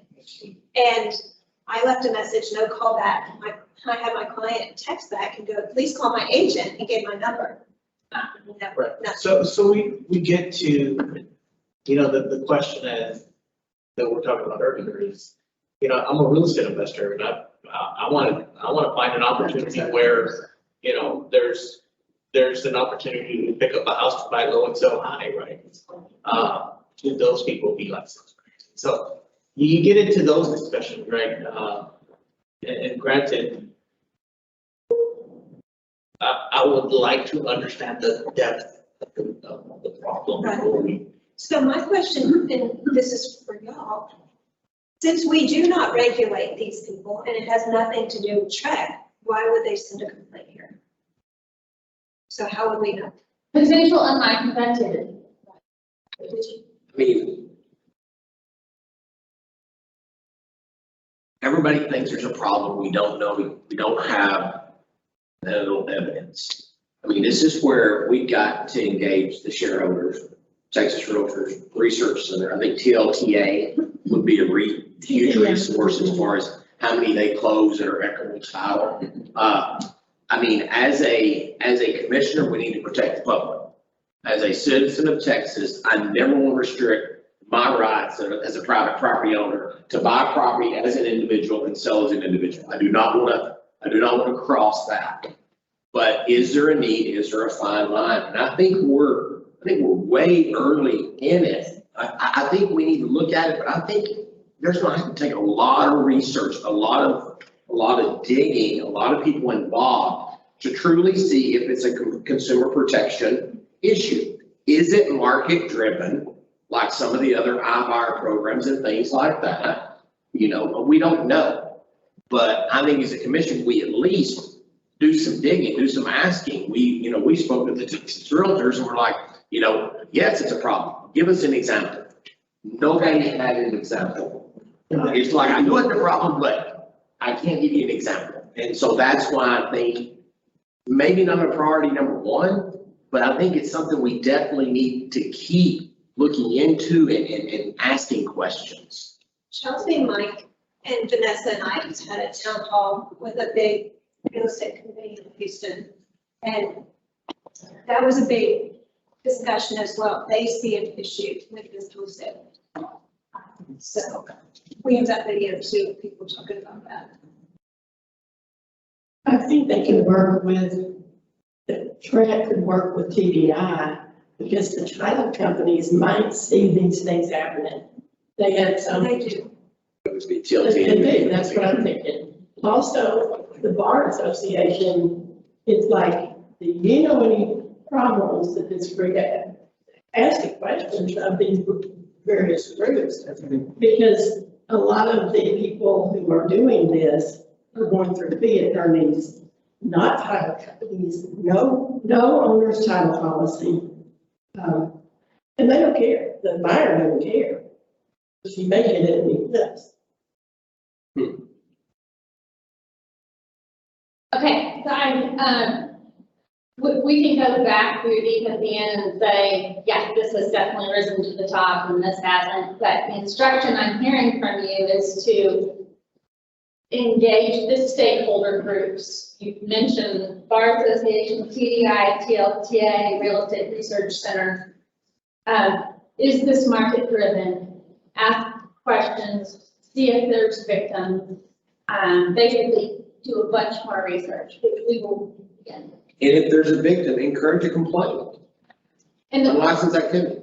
the goal would be to get enough information to then bring back to you to determine whether or not this is a legislative issue, rulemaking issue, what to do next in time for the next legislative session. But that's a nice to choose that. That's my video. Yeah. The next one, I need a little bit of help from you. And that is, let's see, increase education and enforcement of minimum services and MLS agencies. We want a little bit more information on what y'all think the issue is on this. I'll read the rest of kind of what staff outlined. Implementation analysis just as a potential could be to create new content, articles, supplemental education courses to help explain minimum services. Provide videos about the IABS form that outlines minimum services in general and overall. What should be the minimum expectations that consumer brokerage services should expect from at least a newly licensed agent. Draft an FAQ and other content to further educate license holders and consumers on the commission's jurisdiction limitations and how that involves the MLS system, if any. Having commissioners or other vetted license holders perform these videos would provide a bigger impact. So really no budget impact. It would be, it's easily feasible. It would not be a legislative item if education changes up. If possible, if there's a need to be adjustments made in the agency's authority, we'll manage. I did not. I cannot remember who brought this item up, but I wanted to just see if anybody had any more to provide on this one. See if you thought this was one that just bubbled to the top of the priority list, to just talk about it further. I can read you what my response was. Great. I mean, this is what, I mean, I'm prefacing this by, I don't object to any of these initiatives. I just, the way some of this was worded wasn't really how I would have wanted it. So, and this is just me. I said, where is this content going? Why is the expectation of a newly licensed agent different than any other agent or broker? And how much can really be said or done about these 4 bullet points?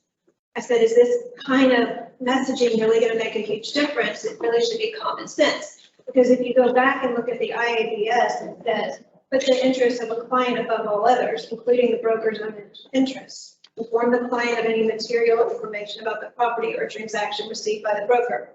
Answer the client's questions and present any offer or counter offer from the client and treat all parties to a real estate transaction honestly and fairly. I would hope that's common sense. But I don't know, but. And I think this is coming down to broker responsibility and kind of raising the bar of professionalism, kind of that general category. Am I right? But I think what would cure it is if we got more complaints about all of our agents complain that they can't reach the other broker. They can't reach the other agent, can't reach the broker either because they're in Timbuktu. And often in Austin, actually.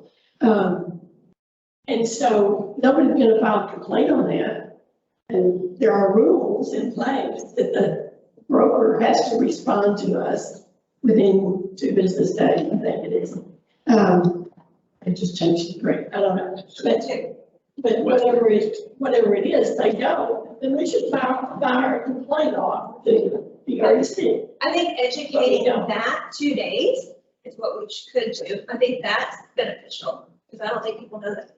But also, Well, the MLS, if you public advertise within 24 hours, if you public advertise, this goes back to probably 2011, maybe 2009, when Joe Pickett introduced the rule for minimum standards, minimum requirements, and it's present offers, answer the questions, your interest above all others. And I think people lose that with different business models or whatever, but no matter what, there are 4 minimum things you must do. And I think education, I think the videos, because it doesn't matter what the MLS rule is. The statute says you will do these, present the offers, answer the questions, help negotiate, be available. You know, that's in statute. And I think communications is the key to that. It all goes back to broker responsibility. it's like we need a headline that goes out to agents to say, Are you mad at the other agent? Yeah. I mean, you have a chance to make a complaint. It'd be easier, but what TREC could do is make the complaint process easier. And I think that's where we're gonna end up. But agents don't realize they really can complain, and we don't, because we don't want to get marked. The competitive thing, we don't want to get marked as, oh, they're the ones that complain about us all the time. No, so we should boycott, the antitrust comes up, we should boycott those people because they're not nice. Okay. That's protecting the public. It is, you're, Right. what's that? I think this one might get into kind of a lot of other discussions we've been having about how it says elevate broker responsibility, and I think education is a huge piece of that. This is very instructive. This is articles we can write, and I think what staff proposed as our implementation can be what we start with. But it goes back to communication, because if the people that receive these publications don't open them and don't read them, so not a catchy headline, I'm just gonna amaze myself, a catchy headline will make me stop and read that article. And otherwise, I've already known about that. TikTok. And we may test out the headlines with y'all. Can it seems like sometimes the catchy headlines are the ones that are almost a little irreverent or something, which makes me very nervous. So kind of getting the right balance on that sort of things. Chelsea, just as an FYI, the Gov Delivery tool does have an ability for an advanced package, which can be purchased, that allows for the A/B testing of headlines and coordination of that stuff. As you guys venture into that, it's something to consider, is like the idea of testing headlines to ensure, most engagement. Yeah. Okay. Okay, the last one on this list before we jump back up to the first three that are all combined is criminal history. Examine, review criminal history and background check process. So the implementation analysis is to develop a new intuitive background computer screening system. And I'm going to go into that. I think we could go a little different direction than what was presented. Review other licensing agencies' processes, reach out to other real estate licensing agencies in other states to determine if their screening practices are similar. Establish a nationwide standard for reviewing the background history of real estate sales brokers. That's not up to us, right? That's a huge conversation. Establish a portal for athletes and fitness determination individuals to electronically submit their background documents. I think that would be huge. We need a new licensing database to do that, and it is on the to-do list for that licensing database. Could be done together with the online complaint portal system. So there's a lot in this, but I know criminal history is a huge topic. If it would be helpful, Mike can provide a little bit of the background of how you use sound. On that, he's got like a 3-page. I had a.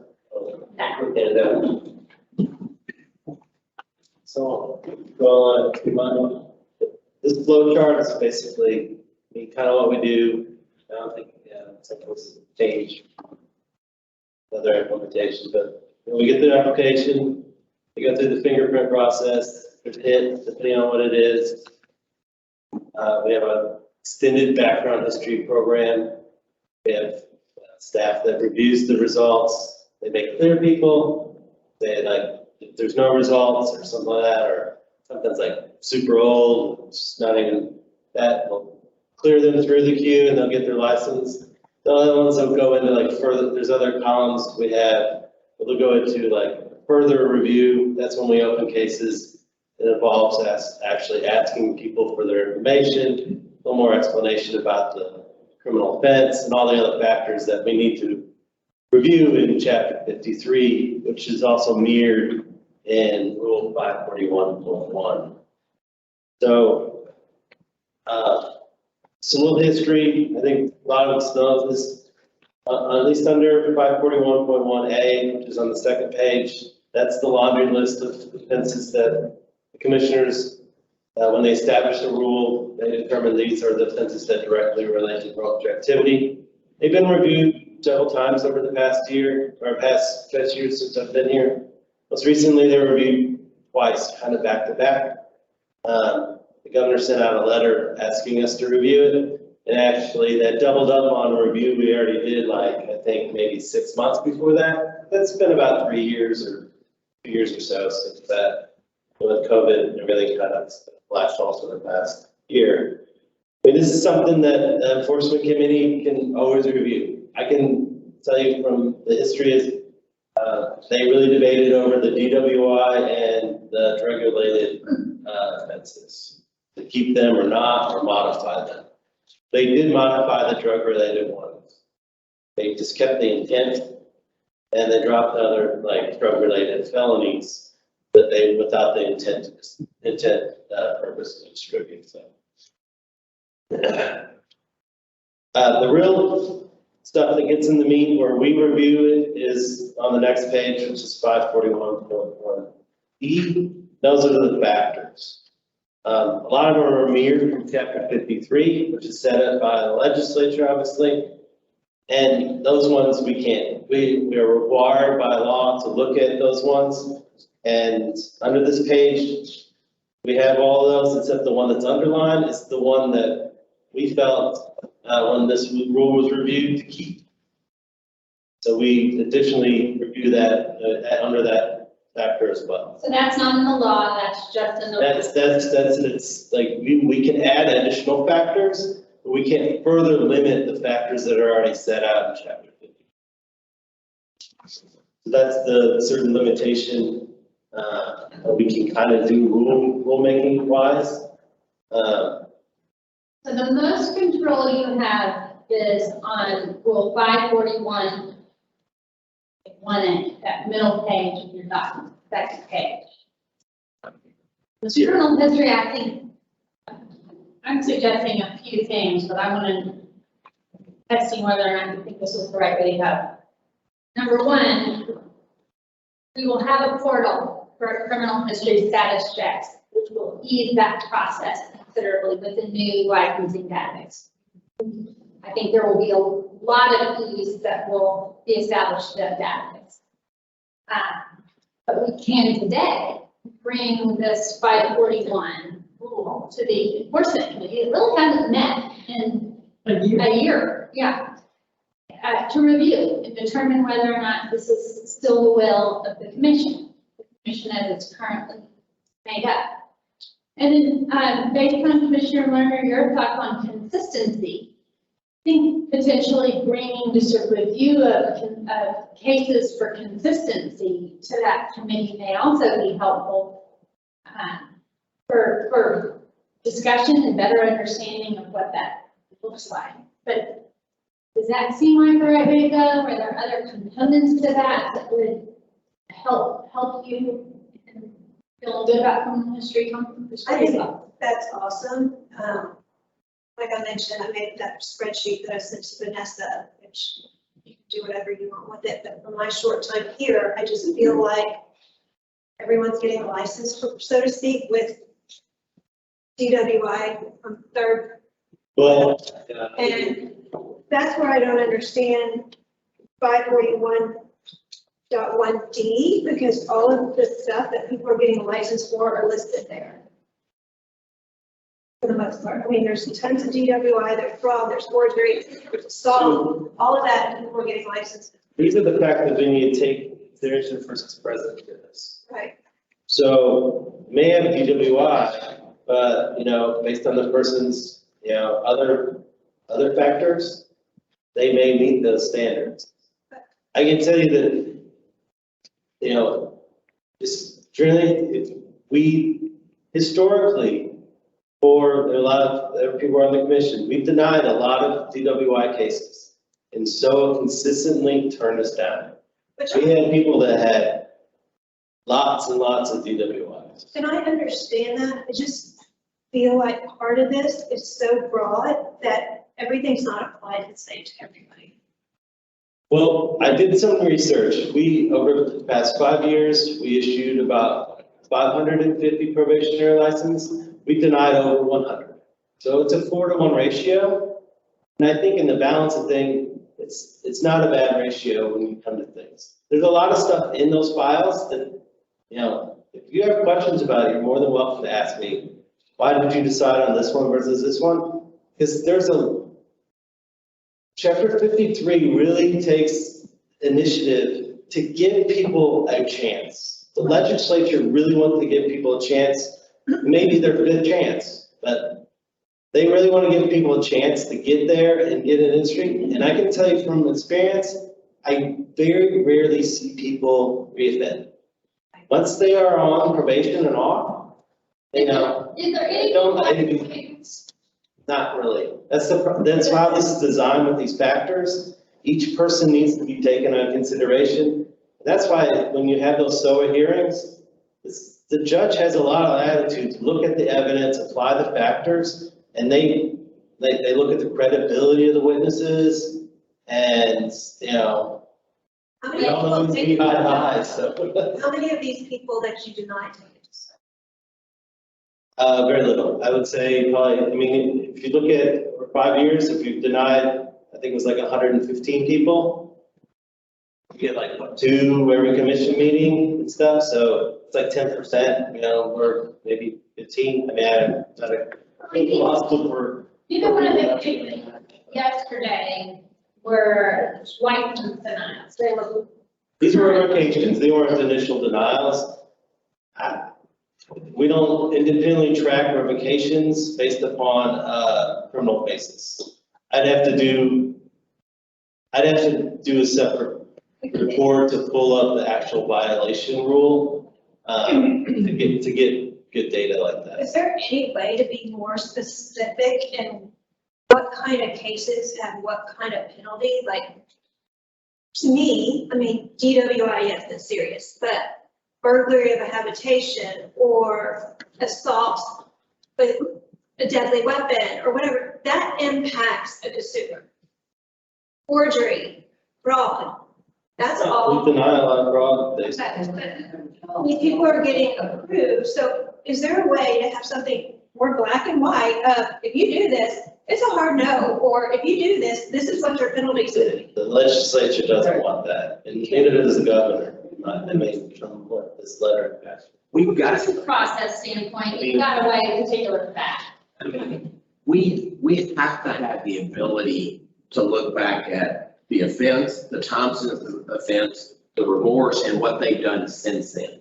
We've got people licensed that have licenses that have done some really crazy things 30 years ago, 20 years ago. And I think the enforcement has to have the ability to say, where are you at now? Like the one yesterday was recent.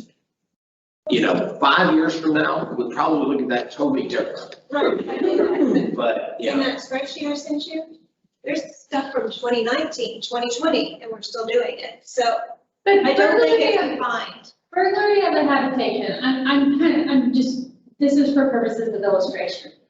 That crime could run the spectrum of somebody going into a house that they do not know and stealing all of their jewelry. What you think of, right?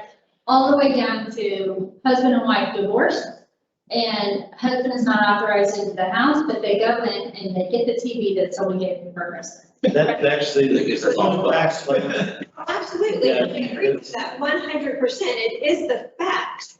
But if it's not like that, like a family member or whatever. So I'm just saying, I don't think we even include that in a agreed order, say easy burglary of a habitation, and a story is created in your head, right? And you may not be keyed off to where on the spectrum that one really is. right, yeah. Same with assault with a deadly weapon. You have the, you know, what you think of, bad crime, all the way down to domestic violence with you know, something that is still, I'm not trying to minimize, but looks really different than. That's still the currently. and as a commissioner, we can certainly ask, if you see one, ask for more detail. Yeah. Let's dig down, because then if we think they're being too soft or too, you know, hard or whatever, we can certainly. Because we don't see these until it's already agreed. Right. To the extent that it's in the media, And the enforcement committee has the ability to guide to us. the extent that it's in the Some cases. media, work it out. And with the PDFs, We look to you guys for guidance. And I think it's really important, so I signed the reorders. And if you see full swaths of cases that you're like, I don't think this is right, let's talk about it, because, I mean, you can guide me in that, you can also guide the enforcement division on what's important to you. The best avenue for that is probably through the enforcement division, who hasn't been here, so let's make, we'll get a schedule for early January. But it was the governor that said, let's make it easier. Exactly. That's right, But there's an I've been talking to them as well, and I think it's interpreted different in different places.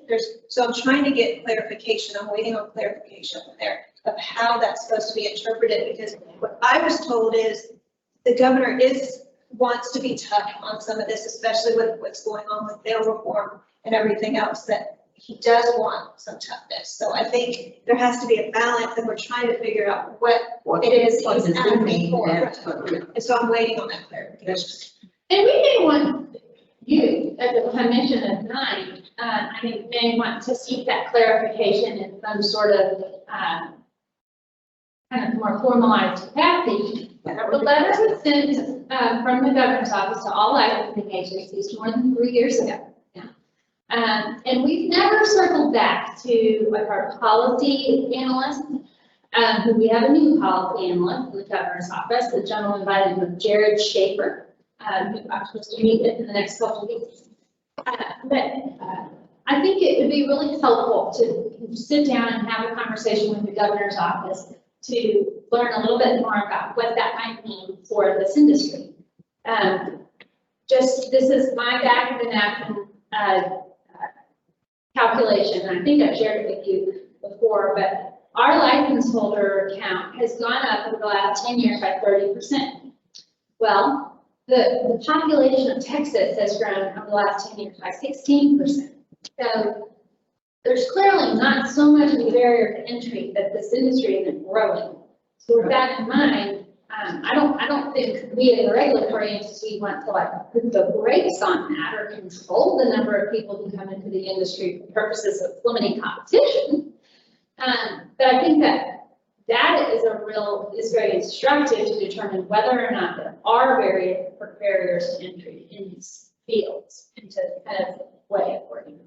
And I think too, I'll just add to this that, right now we have statute that guides us in what we've got to consider in terms of those mitigating factors and looking at this concept of rehabilitation and those factors are in there. So, those are requirements. Those are going to be considered. And if you have, I think Chelsea gave a good example. If you just had a hard no, well, all of a sudden you can't consider some of the examples that she gave, but I think it's true if you're seeing things and you're like, wait, what's happening here?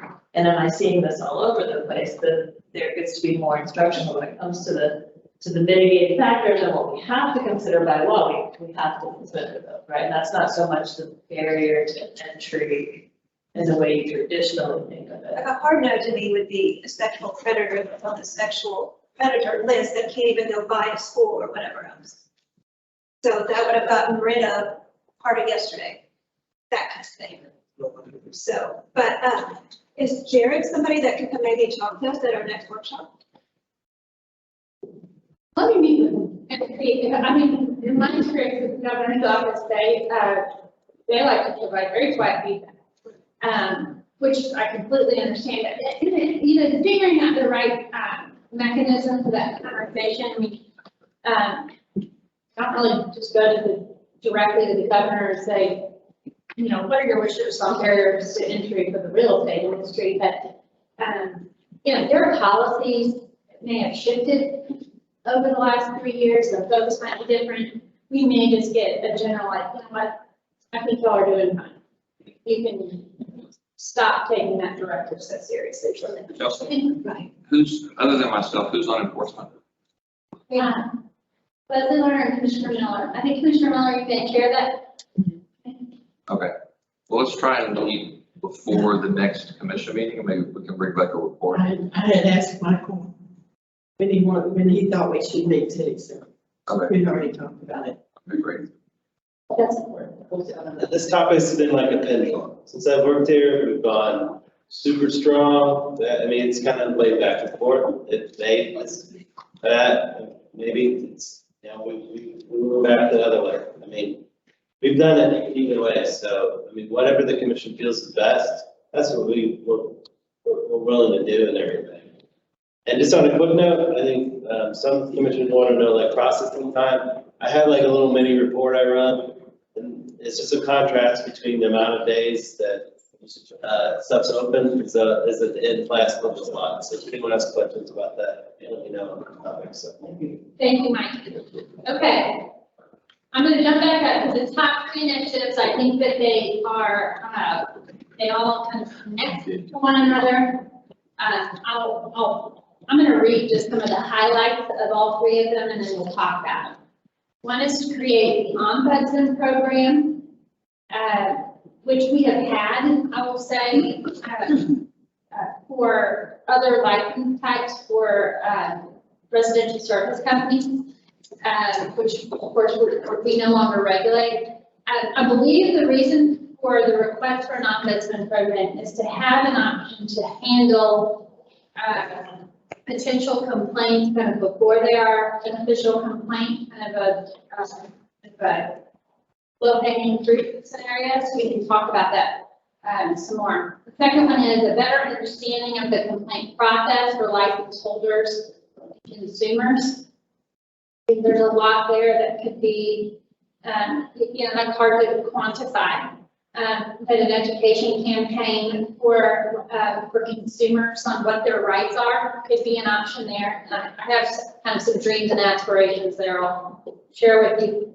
And then the third is potential implementation of an anonymous complaint process. So all of these are for purposes of addressing complaints in one way, shape, or form. I think these are all focused on creating kind of a less restrictive complaint process, one kind of a easier, less serious solution, I think. Do y'all have, I mean, the ombudsman program ranked very high on this survey as being important. I am a little, I don't know that I would recommend that you establish that right now.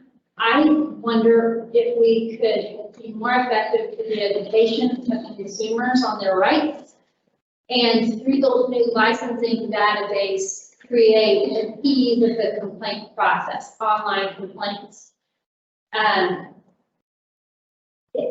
try that. I worry that the ombudsman program may be kind of a Band-Aid that doesn't fix it, but I want to talk about that as much as you want. In the perfect world, I think the ombudsman program would fix everything. In the perfect world, because then they can explain the process and remain anonymous through the process.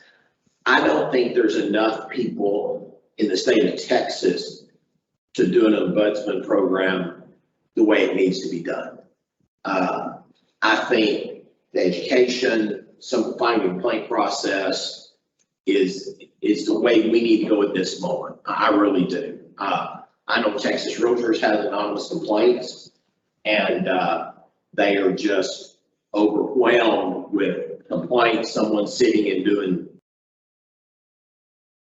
60 a day. And that is just going to totally minimize the people that really need a complaint filed.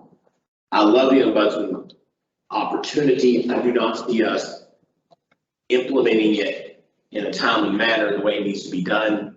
I think communications, encouraging complaints, and I know we go back to that, but encouraging complaints, communicating agreed orders to local associations to publish. Years ago, Legal 1, Legal 2 said, Agent A versus Agent B, and gave the examples. I don't think you need to go into a lot of details, but you practically got a license, in the last 30 days, you got $1,000 fine. That was an agreed order we had a couple of weeks ago. I think communications education has to be a priority, and I think the ombudsman program and maybe more budget on investigators, But the ombudsman program, it's a great program. I just don't see it happening quickly. I think we can speed up the education and the complaint process. Well, and to, in light of that, Mike can talk about this, but we used to have a mediation process for some of these low-level offenses, like advertising. And we've discontinued that. 2 years ago? Sorry, I was the last person that, we had an in-house mediator. And after I did it for like about a year, or year and a half, I gave a memo, feedback to the whole executive director bubble with my thoughts on it. And it became, we would take like easier, like advertising. It was never anonymous because we didn't have that ability, but it was very time consuming. Because a lot of times, either the agent, didn't want to cooperate, because like in any mediation process, you have to get agreements from both sides, explain the process and everything like that. In some matters, you could look at the matter and, write an advisory letter or write an order at the same time it would take for both parties to settle their differences, which it put the license holders in a weird perspective because I'm the, and then picture me, TREC, I'm the disciplinarian, and I'm trying to mitigate a reasonable settlement between the both parties. And so a lot of times they felt like they were pressured. So it became kind of a weird kind of process where like traditionally if you're a mediator, you're outside of the process and there is, you may report to someone, but you don't discipline one person or another. And I didn't really discipline people, but there was always an awkwardness about the whole process. But is awkwardness bad? No, but I can tell you like an advertising complaint that if we processed it, we got a response from someone and the attorney what we would usually do, we pick up the phone and say, hey, have you corrected your advertising? Do you understand? Okay, good.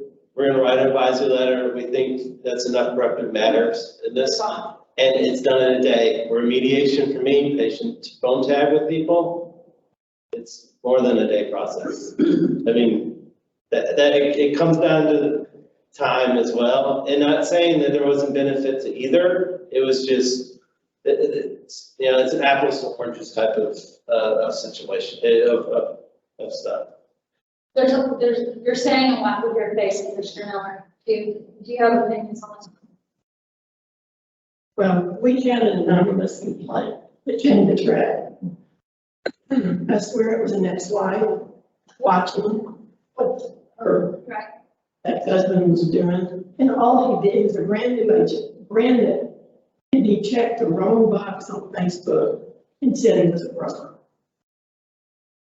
And somebody sent in a complaint. It cost that young man $3,000 in attorney fees to fight that anonymous complaint.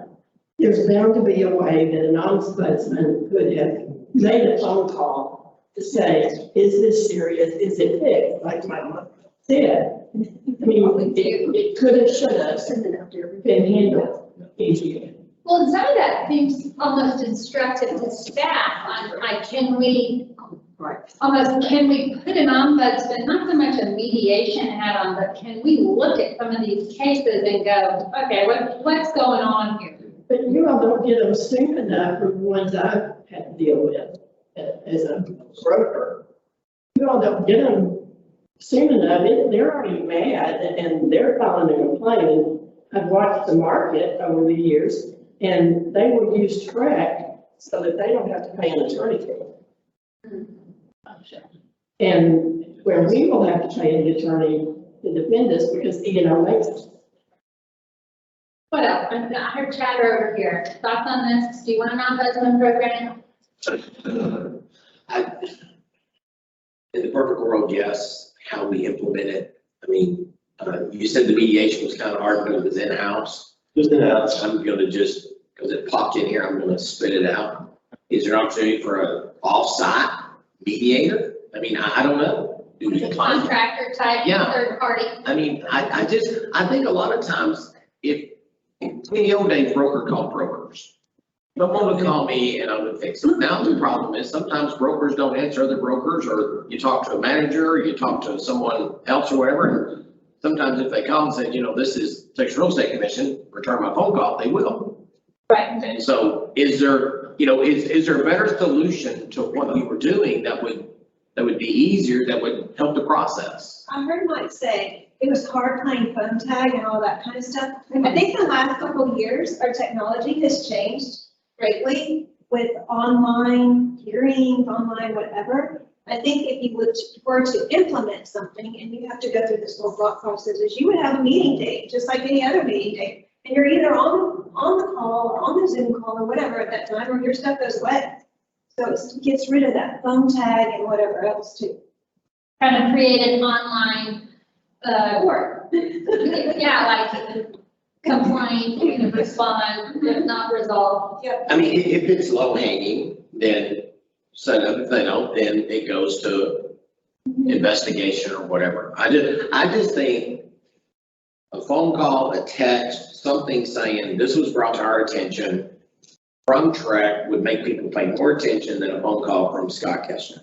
Okay, one more potential solution, I just want to test y'all on it. This was something that has been bounced around in prior administrations, and I'm intrigued with it. And this is an administrative dismissal with a remedy. So right now, you cannot, if we receive a complaint, it has to be investigated. We don't have a mechanism to administratively dismiss something if there's an informal agreement that takes place. We have to investigate. So I wonder if we could ask the legislature for an administrative dismissal process, which would allow us to go to a potential respondent and say, there's been a complaint filed for your advertising, here's the issue. If corrected within 10 days, it's going to. Love it.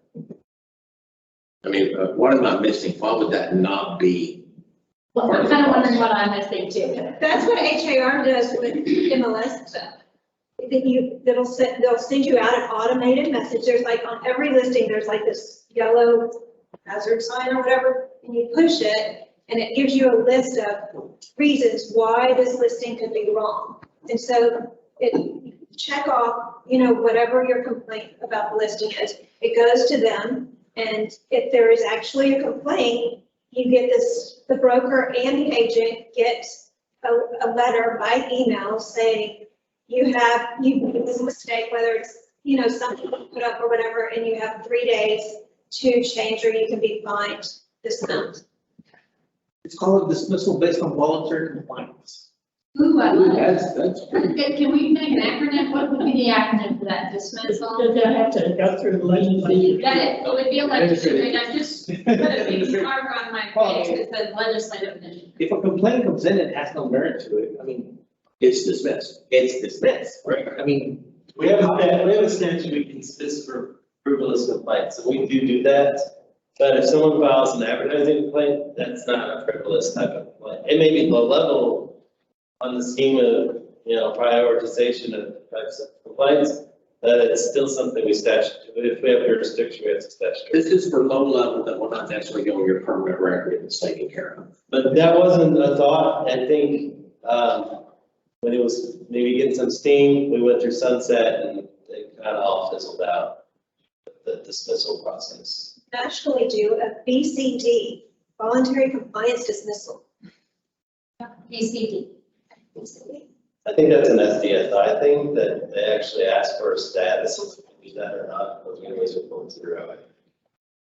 This includes our enforcement initiative. We also have licensing initiatives. From this conversation, I'm just going to recap so I know what I think we may be doing on enforcement. For wholesaling, we're going to collect data and talk to stakeholders, bring something back to you in time for decisions on a potential legislative initiative. On the minimum services, this is really a broker responsibility issue and kind of part of the larger issue of how we raise the bar. We're gonna encourage license holders to file complaints. And we're gonna do some education and FAQs, videos around what brokers needing to be responsive, the 2-day rule. There's several items listed as potential implementation on the staff implementation. We're gonna go through that list and we'll do that. On criminal history, the enforcement committee meeting is gonna meet and relook at Rule 541(1)A and also begin the conversation about consistency. And we're gonna make sure that criminal history portals, there are tools in place in the next licensing database that can make this process easier. And then we are going to look into this legislative initiative of an administrative dismissal. We want to encourage compliance. We want to simplify the complaint process. Have I missed any high points? Learners sentencing guidelines. Do what? Learners sentencing guidelines. Okay, That's what we'll call it. love it. Okay, this licensing initiative. I know that we are running out of time, so I want to be very respectful of your time. Oh, yeah, I'm sorry. It seems like to me that the investigators could make decisions. What I have watched them do is they will take apart a file, which they have the right to do, and find little nitpicky things that were wrong in the file. Every file has things wrong, no matter what. But that's not the issue, and that's not what caused the complaint. The complaint is because people found termites when they started remodeling. That's the complaint, and that's not our fault. An investigator can say that without going through, I don't think they can, but I'd like for them to be able to say, this is not a real estate issue. You've got to go to court if you've got a problem. And let the lawyers handle it if that's what the case may be. So in these non-jurisdictional issues, don't go look at the IABS and such things. Basically, I mean, yeah, they don't have that form. I'm all for that form. But they don't have to see if every blank is filled out on the contract or if it's missing an initial somewhere. It's still closed. Everybody closed on it. Everybody was happy it closed. It was after that. And we have a lot of issues over the years that have been handled that way. Okay, let's instruct us. Moving on to licensing initiatives, there's 5 of them. We're going to go in order in these, and just for lack of guessing. The first one is to establish what it is. 5 implementation. Okay, go down. You're going to get to a colorful chart. And then the next page is where you, okay, one more. There you go. Establish study to better understand demographics of license holder population. I believe that this came up as just a desire to kind of understand potential bias and discrimination and to know what the demographics are of the license holder population. I wanted you to know what we collect, and I wanted to get more feedback from you on what this initiative would look like. We collect gender and birth date. That's a mandatory item on licenses, so we can report on that.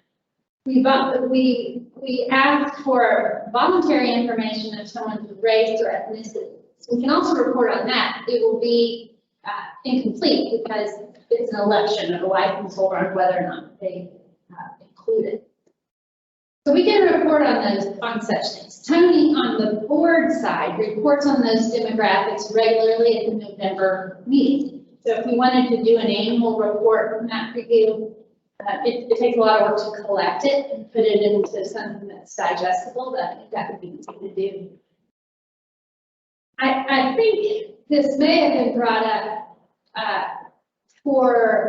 to look more at the complaint side. And that's a little harder to wade through those waters on getting information related to that. Does anyone have any thoughts on what needs to And I'm be? not saying this as an insensitive position at all. I don't understand where this information is going to get us, because we're not basing any decisions based on race, gender, religion, anything like that. So where are we going other than muddying the waters and further dividing than people already are? I have in my notes to just clarify what the goal is of the information. So I think, I think that's important to understand before we have this information in front of us. And then you need to do something with it. And, well, I think that's why it was a 4. yeah. As far as a priority. Do you want that, the report on demographics? No? Okay. So for now, and just for purposes of discussion right now, we're going to kind of pass on this one being a priority. Second one is license portability. Address license portability issues, and I'll tell you that this came up because it is a national conversation. Texas has some of the most stringent requirements to receive a license. If not the most stringent. They have for years. Right, that's exactly right. And I don't think there's tolerance in this room, and I don't think the staff is suggesting that we need to get to the point where someone from any other state can just come to Texas and practice. And that would be true license portability, right? Also, license portability is different than reciprocity. Reciprocity is an agreement you have with each state on, on granting licenses, not looking at that. But in terms of license portability, I think we suggest as staff spending some time wrapping our arms around this issue from a few different standpoints. One is that the Broker Responsibility Working Group has suggested some legislative changes that will change the education and experience requirements to be a broker. That kind of moves the bar for license portability. We also need to just streamline what that process looks like in terms of explaining to out-of-state license holders what it takes to become licensed in Texas. Make sure that it's a simple to understand process and not an individual process. We don't have to look at an individual license and determine what education ever they received and do an assessment on each individual license. The third piece is the military spouse. The legislature has put requirements on how we treat spouses of those in the military who come to Texas for one practice. That seems to be part of the issue. So just from a cursory standpoint, staff wants to spend a little bit of time wrapping our arms around the issue, just writing a memo or a report that says, here's really the whole issue and what could possibly be done. We've never spent the time to do that. I think every time we talk about license portability, we all kind of swim in the different requirements and depending on what type of license you have. But I want to hear from y'all on what is important to you on the license portability standpoint. Do you want the restrictions to be less? Do you want them to be more? Vanessa, to go over broker responsibility suggestions first, so we have something to go from. Yeah, I can. Yeah. So, and as you may recall, Broker Responsibility Working Group put forward a recommendation a year ago, last November. And there has not been commitment from this group on that recommendation. So that is not, hey, this is what everyone is good with going forward. This has just been that working group's recommendation. But it seems to work as a good starting point on the conversation. So in terms of the broker, leave the sales agent. You can't do brokers without looking at agents. So they had leave the sales agent hours at 180 the same. But but when it came to broker education hours, it was to lower from 900 to 630. And for experience points, I'm gonna use old point system, but still what's in play. For experience points, it would be to go from 3,600 to 7,200. So really what you're seeing is the decrease in the education matched with the toggling of increase in experience. Now, where does that ultimately end up landing?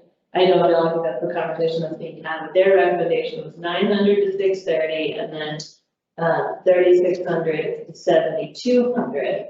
They also had a recommendation as it relates to military spouse. We don't have to get into that right now unless you want to. Can I add something? Sure. And I don't remember what the exact numbers are, but doubling the experience points wasn't huge. Like, maybe it went from 2 sales to 4 sales because the number of sales were so low for the experience that we thought doubling those sales or leases or whatever it may be to get to your points would seem more adequate, would give you more experience to be in a broker role. 4.8 residential sales per year within the last 5 years and 2.88 commercial sales per year within the last 5 years. I will say that having worked with Broker Responsibility Working Group on this and with staff on this, this is one, there are so many layers to it. They all end up tying back because if you're going to adjust, you're going to adjust education experience, that's going to get you further when it comes to military spouse and members of the military and getting somebody in there, because there's this discussion of substantial, all of that is to say, they all end up going like this together. And it is very hard to get a large group all on track to have the conversation, because we end up doing it every time. It's, okay, wait, hold on. Start from the beginning. This is how it goes, this is what it relates to with this, this is what it relates to with this. So I think, if there's a possibility for a smaller group discussion and bringing something forward, a bigger group, I just imagine there would be so much benefit to that. Because if anyone's watched Broker Responsibility in the last year, it's like the first 20 minutes of every meeting, it's like, okay, here's where we are with X, Y, Z. Did you take that group and split it? You look at hours, you look at experience. You're responsible, because the experience 4.8 sounds real minimal unless you live in Crane, Texas. Do you follow me? No, I'm serious, and you're 90 miles from I don't know everywhere. if that's gonna work. Then I'm just saying, I don't know, if there's too many, do you split them up and you tackle this, you tackle that, and then? I think they need more direction, number one. I think they've come up with a plan. I mean, this plan has been sitting there and nobody's ever done anything with it. And so it kind of keeps moving backwards as new stuff comes forward. So I think there needs to be a small focus group to review what's been there. Because we also made a portability plan, which was very simple. And I think you need to get a focus group to decide, yes, this is what we'd like to go forward with. And say, okay, here we go. Do we bring it to executive? Is that the focus group to bring it to? I wonder if you don't kind of, so put it all in one place, have a report that says, here's the big package plan. Take it to executive or to a committee of this group to make sure that they're comfortable with it. And then publicize it and respond. And just hear what the feedback is and then weigh that. I mean, a little bit like a rule process, but it's kind of bigger. It's a great idea. I like it, yeah. At least it gets it out there for comments. The other piece of this is another place where the governor's letter on less regulation comes into play, right? Or we ask the question, is it in play? And then if it is, how maybe you do need to go to full license portability. I don't think Governor Abbott is encouraging it, but getting clarity around that issue would be helpful. I would like that proposal, some executive, let executive look at it, bring it back to the commission, put out in February, see where we're at. I think where portability was concerned with global responsibility, we were gonna take what people had from wherever they were coming from and then add the Texas courses to make it complete. So it's very easy. And I think Arello's, whatever they're putting together, the database of classes or whatever, so, you know, Texas can look and say, okay, you took principles in Oklahoma, that meets ours. I think that's gonna be a huge avenue for us to use the true portability and not reciprocity. I want to make sure I heard what you said correctly in terms of the process. Draft this report or proposal, it goes to the executive committee for review, and we take it to the entire group in February to then publicize it. I mean, if the executive is comfortable with that, yeah. But at least it's not sitting in the file cabinet. Right, and basically are marching towards potential legislative changes, potential rule changes, but it's basically a package first. So we'll take that responsibility, we'll take their recommendations, put that together along with the, you know, how each level is impacted, military spouse, traditional out of state, just the toggling of education and experience within the state.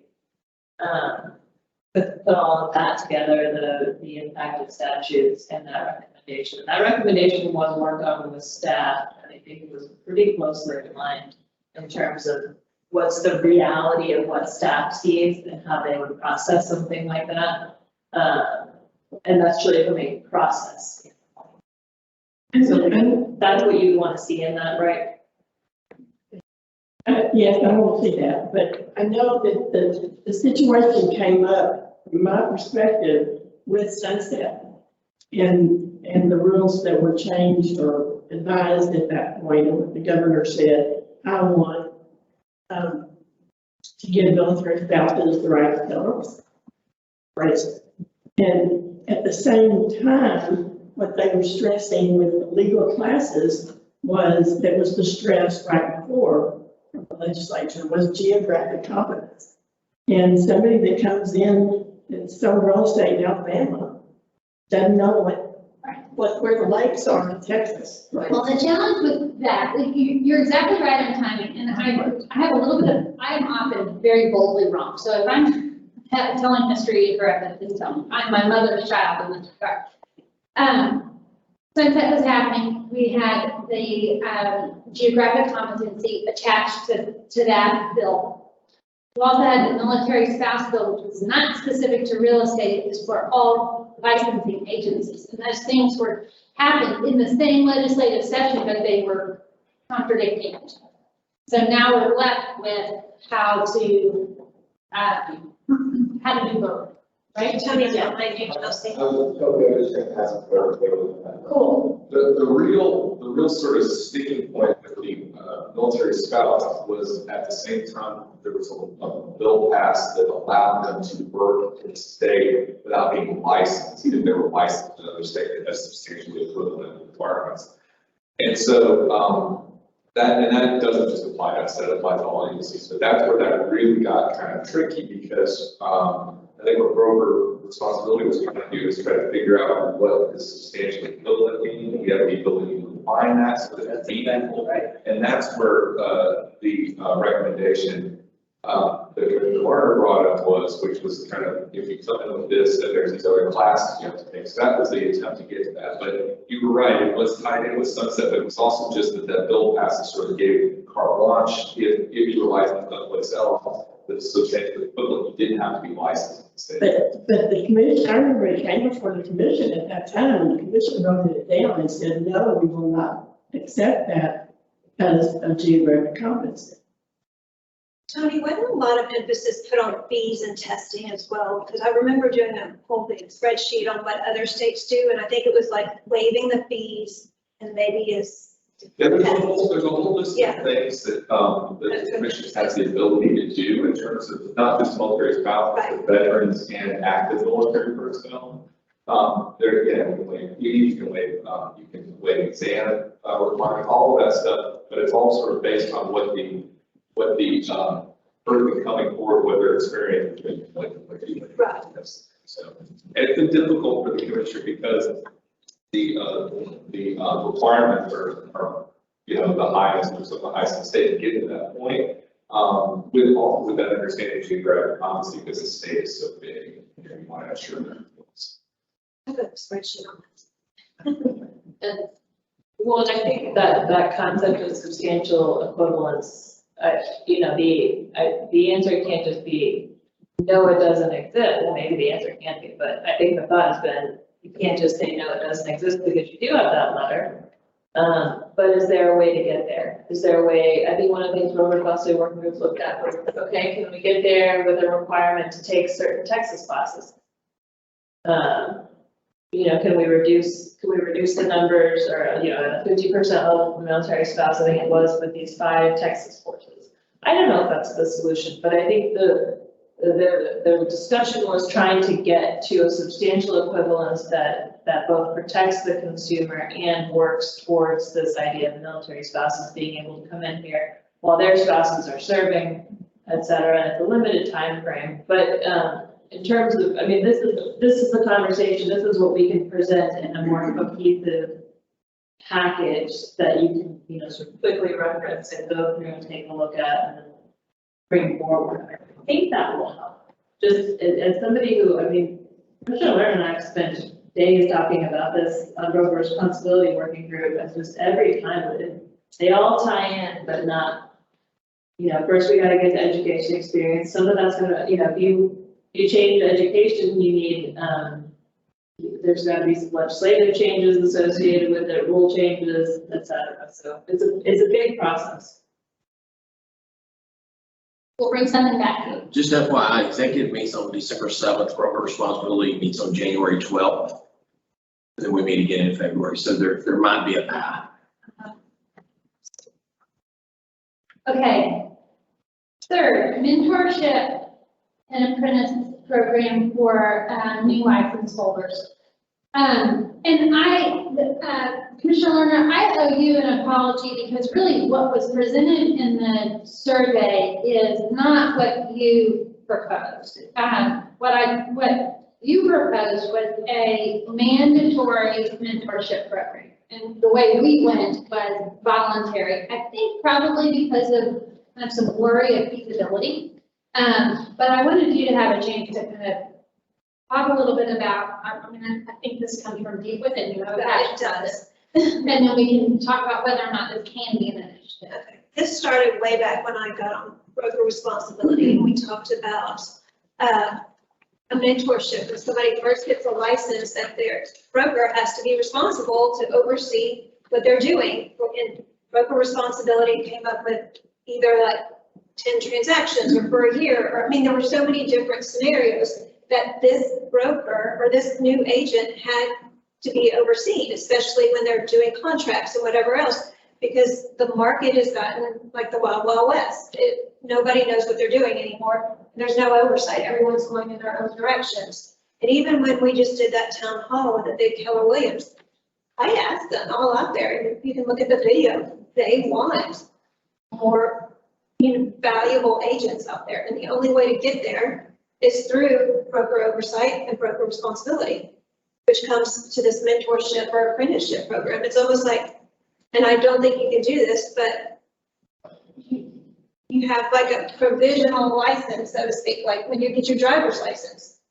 For 1 year, you need to be overseen by your broker or have some sort of responsible person over you so you learn correctly, hopefully, from this broker.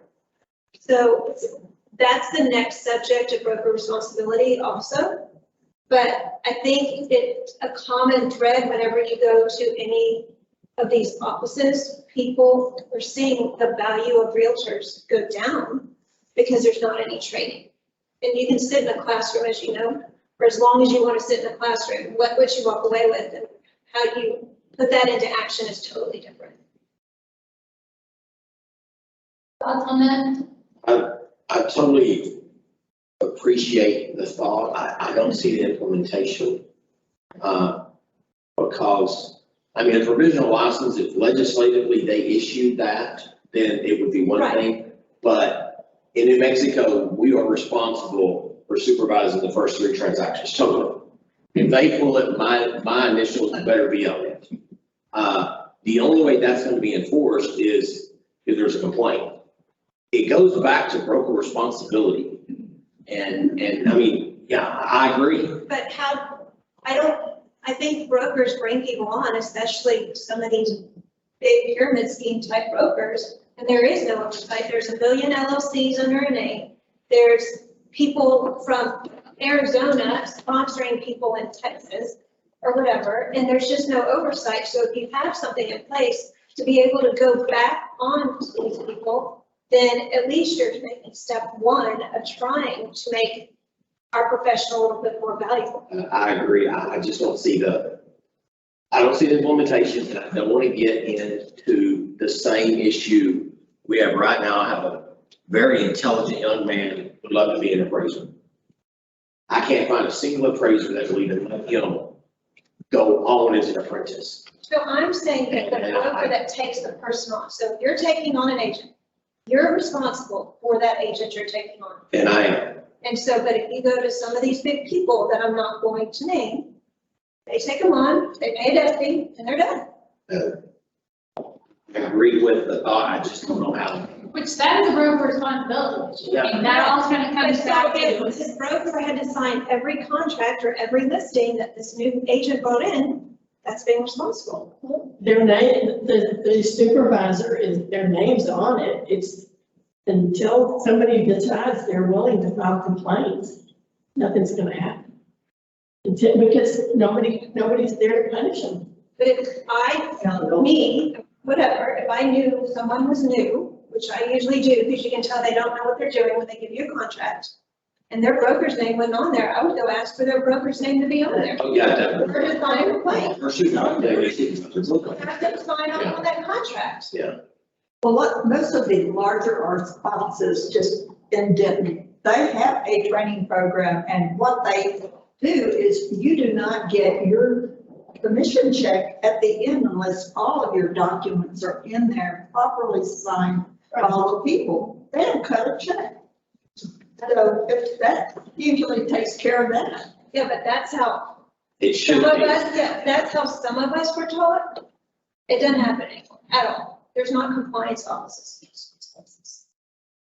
The broker I'm experienced. is supposed to be the one that's the compliance officer. The broker is supposed to be the compliance officer. It's their responsibility. In Houston, it is nuts what's going on. If I showed you half the contracts I got, it's crazy. We're adding another layer of responsibilities that they're gonna need. And I'm not saying we shouldn't do that, I'm just saying it's gotta be enforcement. So how do you clean up this industry? And file complaints, communicate, advertise. But how do you file a complaint going, this agent didn't know how to write a contract? State that Because in the copy of the that's contract. why I'm saying, go back to the broker and have them sign off, and if the broker didn't sign off, then you have a complaint. Now, if we say that all of this needs to be handled through enforcement, we need to make the kind of the complaint process easier. I think we definitely can go back to that. I've also, I've talked to Sharon about this a little bit, but I have wondered if it's the right time to do some sort of campaign for consumer protection, like a statewide, almost like you see a campaign to encourage voting or something, a statewide campaign to educate members of the public on what their rights are in the real estate process to kind of bolster consumer protection. I think that would cost a couple $1 million, and I think that would be a huge, I think you would hire an entity to do that, and that would be like a big project. I also am looking for, I don't want to spend money we don't need to spend, but I also think this could be a really good use of our excess revenue because it's not an ongoing expense. It would be like a project-based expense, but I have not done any exploration, but I'm going to test your idea or your thoughts on kind of equipping the consumer to require more. Yeah, and I think that is a good idea. I think you would have to figure out, like, the biggest home buying and selling times are X and X of the year or whatever, because people are buying houses every day. And I think you're only targeting those people that are buying houses then, not really targeting like everyone. So wasting money on this, by the time somebody's gonna buy or sell a house, they may have forgotten what you've said. And average homeowners sell every 7 years, so. So how do you- if you're interested for 7 more years, you just missed it. And some of it doesn't make any sense to people. I mean, I've learned that even if you're a doctor or one of the smartest people in the world, you probably don't understand the online process.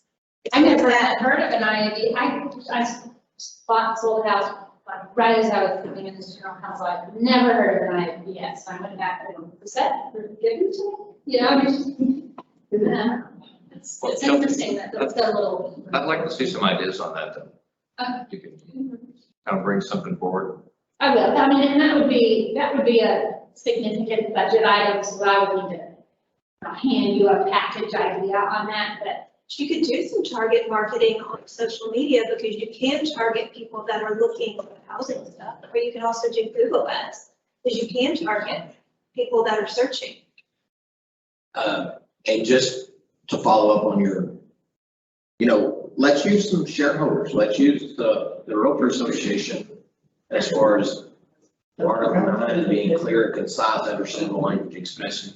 So maybe not a complaint with TREC, maybe a complaint with professional standards. Maybe we team up with Texas Realtors on, I don't know if the anonymous complaints with Texas Realtors include Article 9. I know it does 12, but anyway, maybe, yeah. But I don't think, going back to this, what I just said to Chelsea, the consumer doesn't know they're being wrong. No, but I'm saying when you get that contract Right. that's not filled out correctly, and instead of TREC, maybe there's something you can use with the professional standards at your local association. I don't know, but if you saw the contracts I get, and I know I'm a perfectionist, but I have to bullet point Well, out. I'm not thinking your mind after that comment about the period being missing yesterday. I'm like, oh. I was the teacher. No, but I literally bullet point out every paragraph, whatever, change this, paragraph. I mean, I feel terrible doing it because I feel like, You're training them. yeah, but that's not my job. Yeah, I agree. Okay, so on the mentorship, it sounds like to be continued, there might be some other solutions to solve the problem that you'd like. But I mean, not, see yeah. what proper responsibility comes up with, see what their thoughts are. I mean, we heard from that town hall that people need something, want something. Yeah, absolutely. Okay, 2 more things, and I think you're short. First is streamline the licensing process. This is happening. This is happening through the new licensing database. I think the way that one becomes licensed will be significantly different post new database. So I do not want to be dismissive of this initiative at all. I think your time may be better spent to see how this unfolds with the new database and then take it back up if we need further streaming. I was shocked this was the number one process, the number one priority, because I see the process and it is so streamlined now. I mean, I send a sponsorship, I get the license that afternoon. I watch the applications in. Right now, we're about 7 days behind initial processing to ready to take the test. You can track where you're at. I mean, I'm not saying we don't need to keep improving it, we do, but it is far beyond anything any other state has. I mean, I renewed my broker's license. Y'all know this. I sent it in day 1. And I mean, It's just all sorts of issues, right? And then I realized I didn't have the letter from Secretary of State, sent it in, licensing, married the 2, and I got the license back, I'm gonna say within probably a couple weeks. And I was delayed sending in this letter, and I'm sure they didn't see the name on it, but I'm saying this thing works really well. It really does. But You're a number. yeah. No, but I mean, Talking through our current pain points, we have them. it's, But It's that's what we've been sharing in terms of our scope for a new database. So I'm confident that those pain points will be resolved. What's the turnaround on the license renewal? A week. Oh, it can be immediate. I will tell you. We spent a great deal of time automating a sales agent renewal and an individual broker renewal, because that's the highest volume that we get. So those are done, if you pay the fee online, you answer all the legal questions, it's done within a day or two, you know, depending on the day of the week, right, or the time of day you submit it. We have auto processes that run. So we have those as automated as possible. What Chair Kestner was describing was like a business entity. Well, that requires some documentation that's reviewed by staff. So those are going to take a little bit longer depending on when we get, you know, you can submit a payment online, but if you never send in the supporting documents, there's nothing for us to review. So that's where it gets like a little less cut and dry as far as answering it. But for a sales agent renewal that's not a first time renewal, or an individual broker renewal, 24 to 48 hours. So the business, you have to have a business license as a. Well, I have an individual license and I have a corporate license. Okay. I have a business entity license.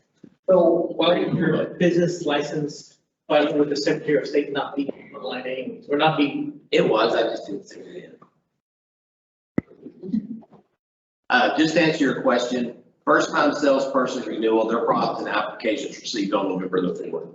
And this was as of yesterday. Okay. So that's pretty bad, like last week. Yeah. And you can track it on the web. Anyway, I think that's streamlined. Kudos to staff.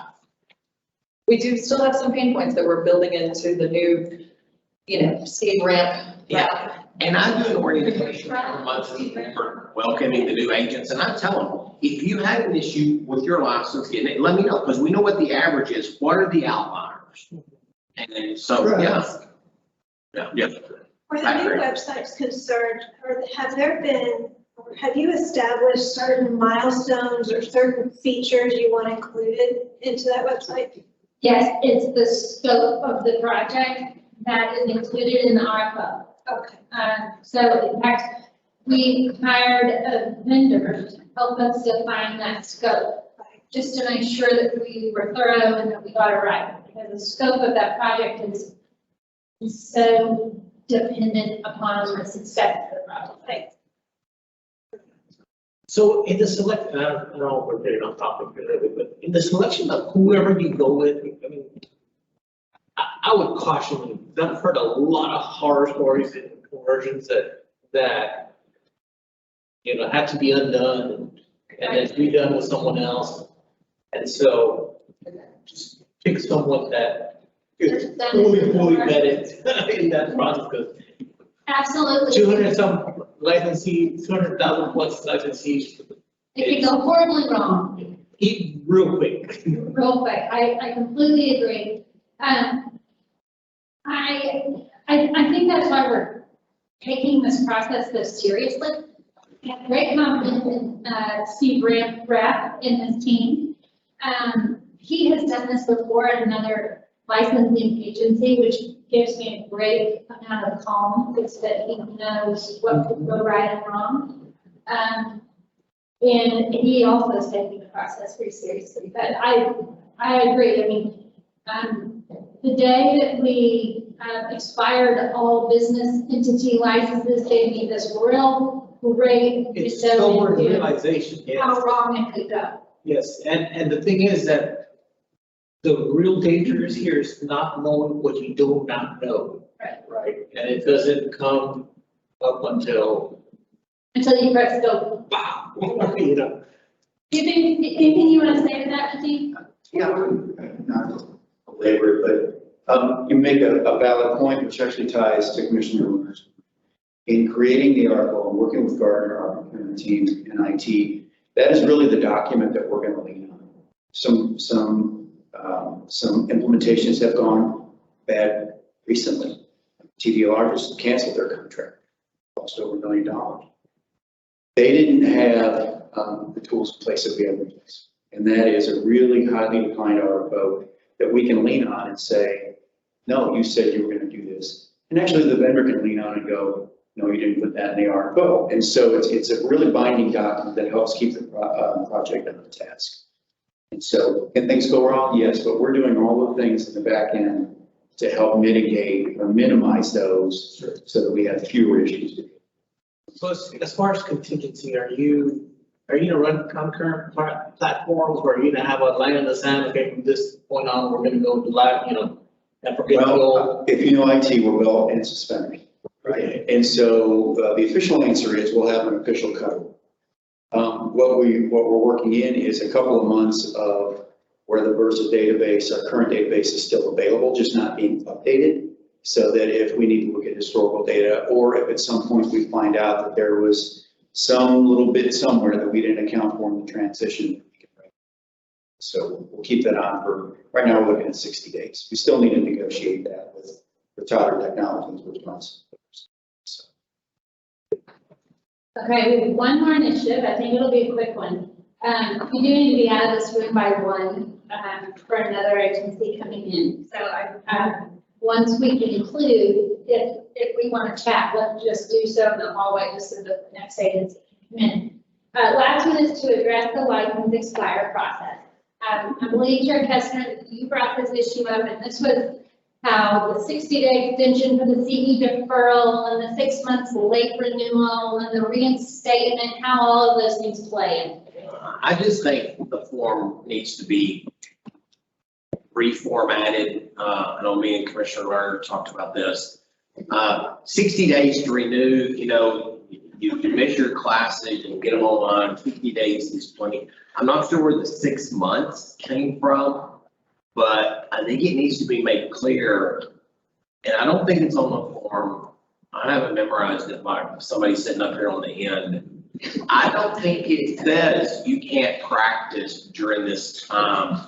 And I think it should in bold print. So I think it's more of the 6 months I think we need to look at, but the form for sure needs to make it clear that you cannot practice while your license is expired. And so I don't think that's a huge issue. I think it's more of a housekeeping, but I'm just kind of curious where the 6 months came from because it probably changed 4 or 5 years ago. I'm not sure, but anyway, that was my point on bringing it up.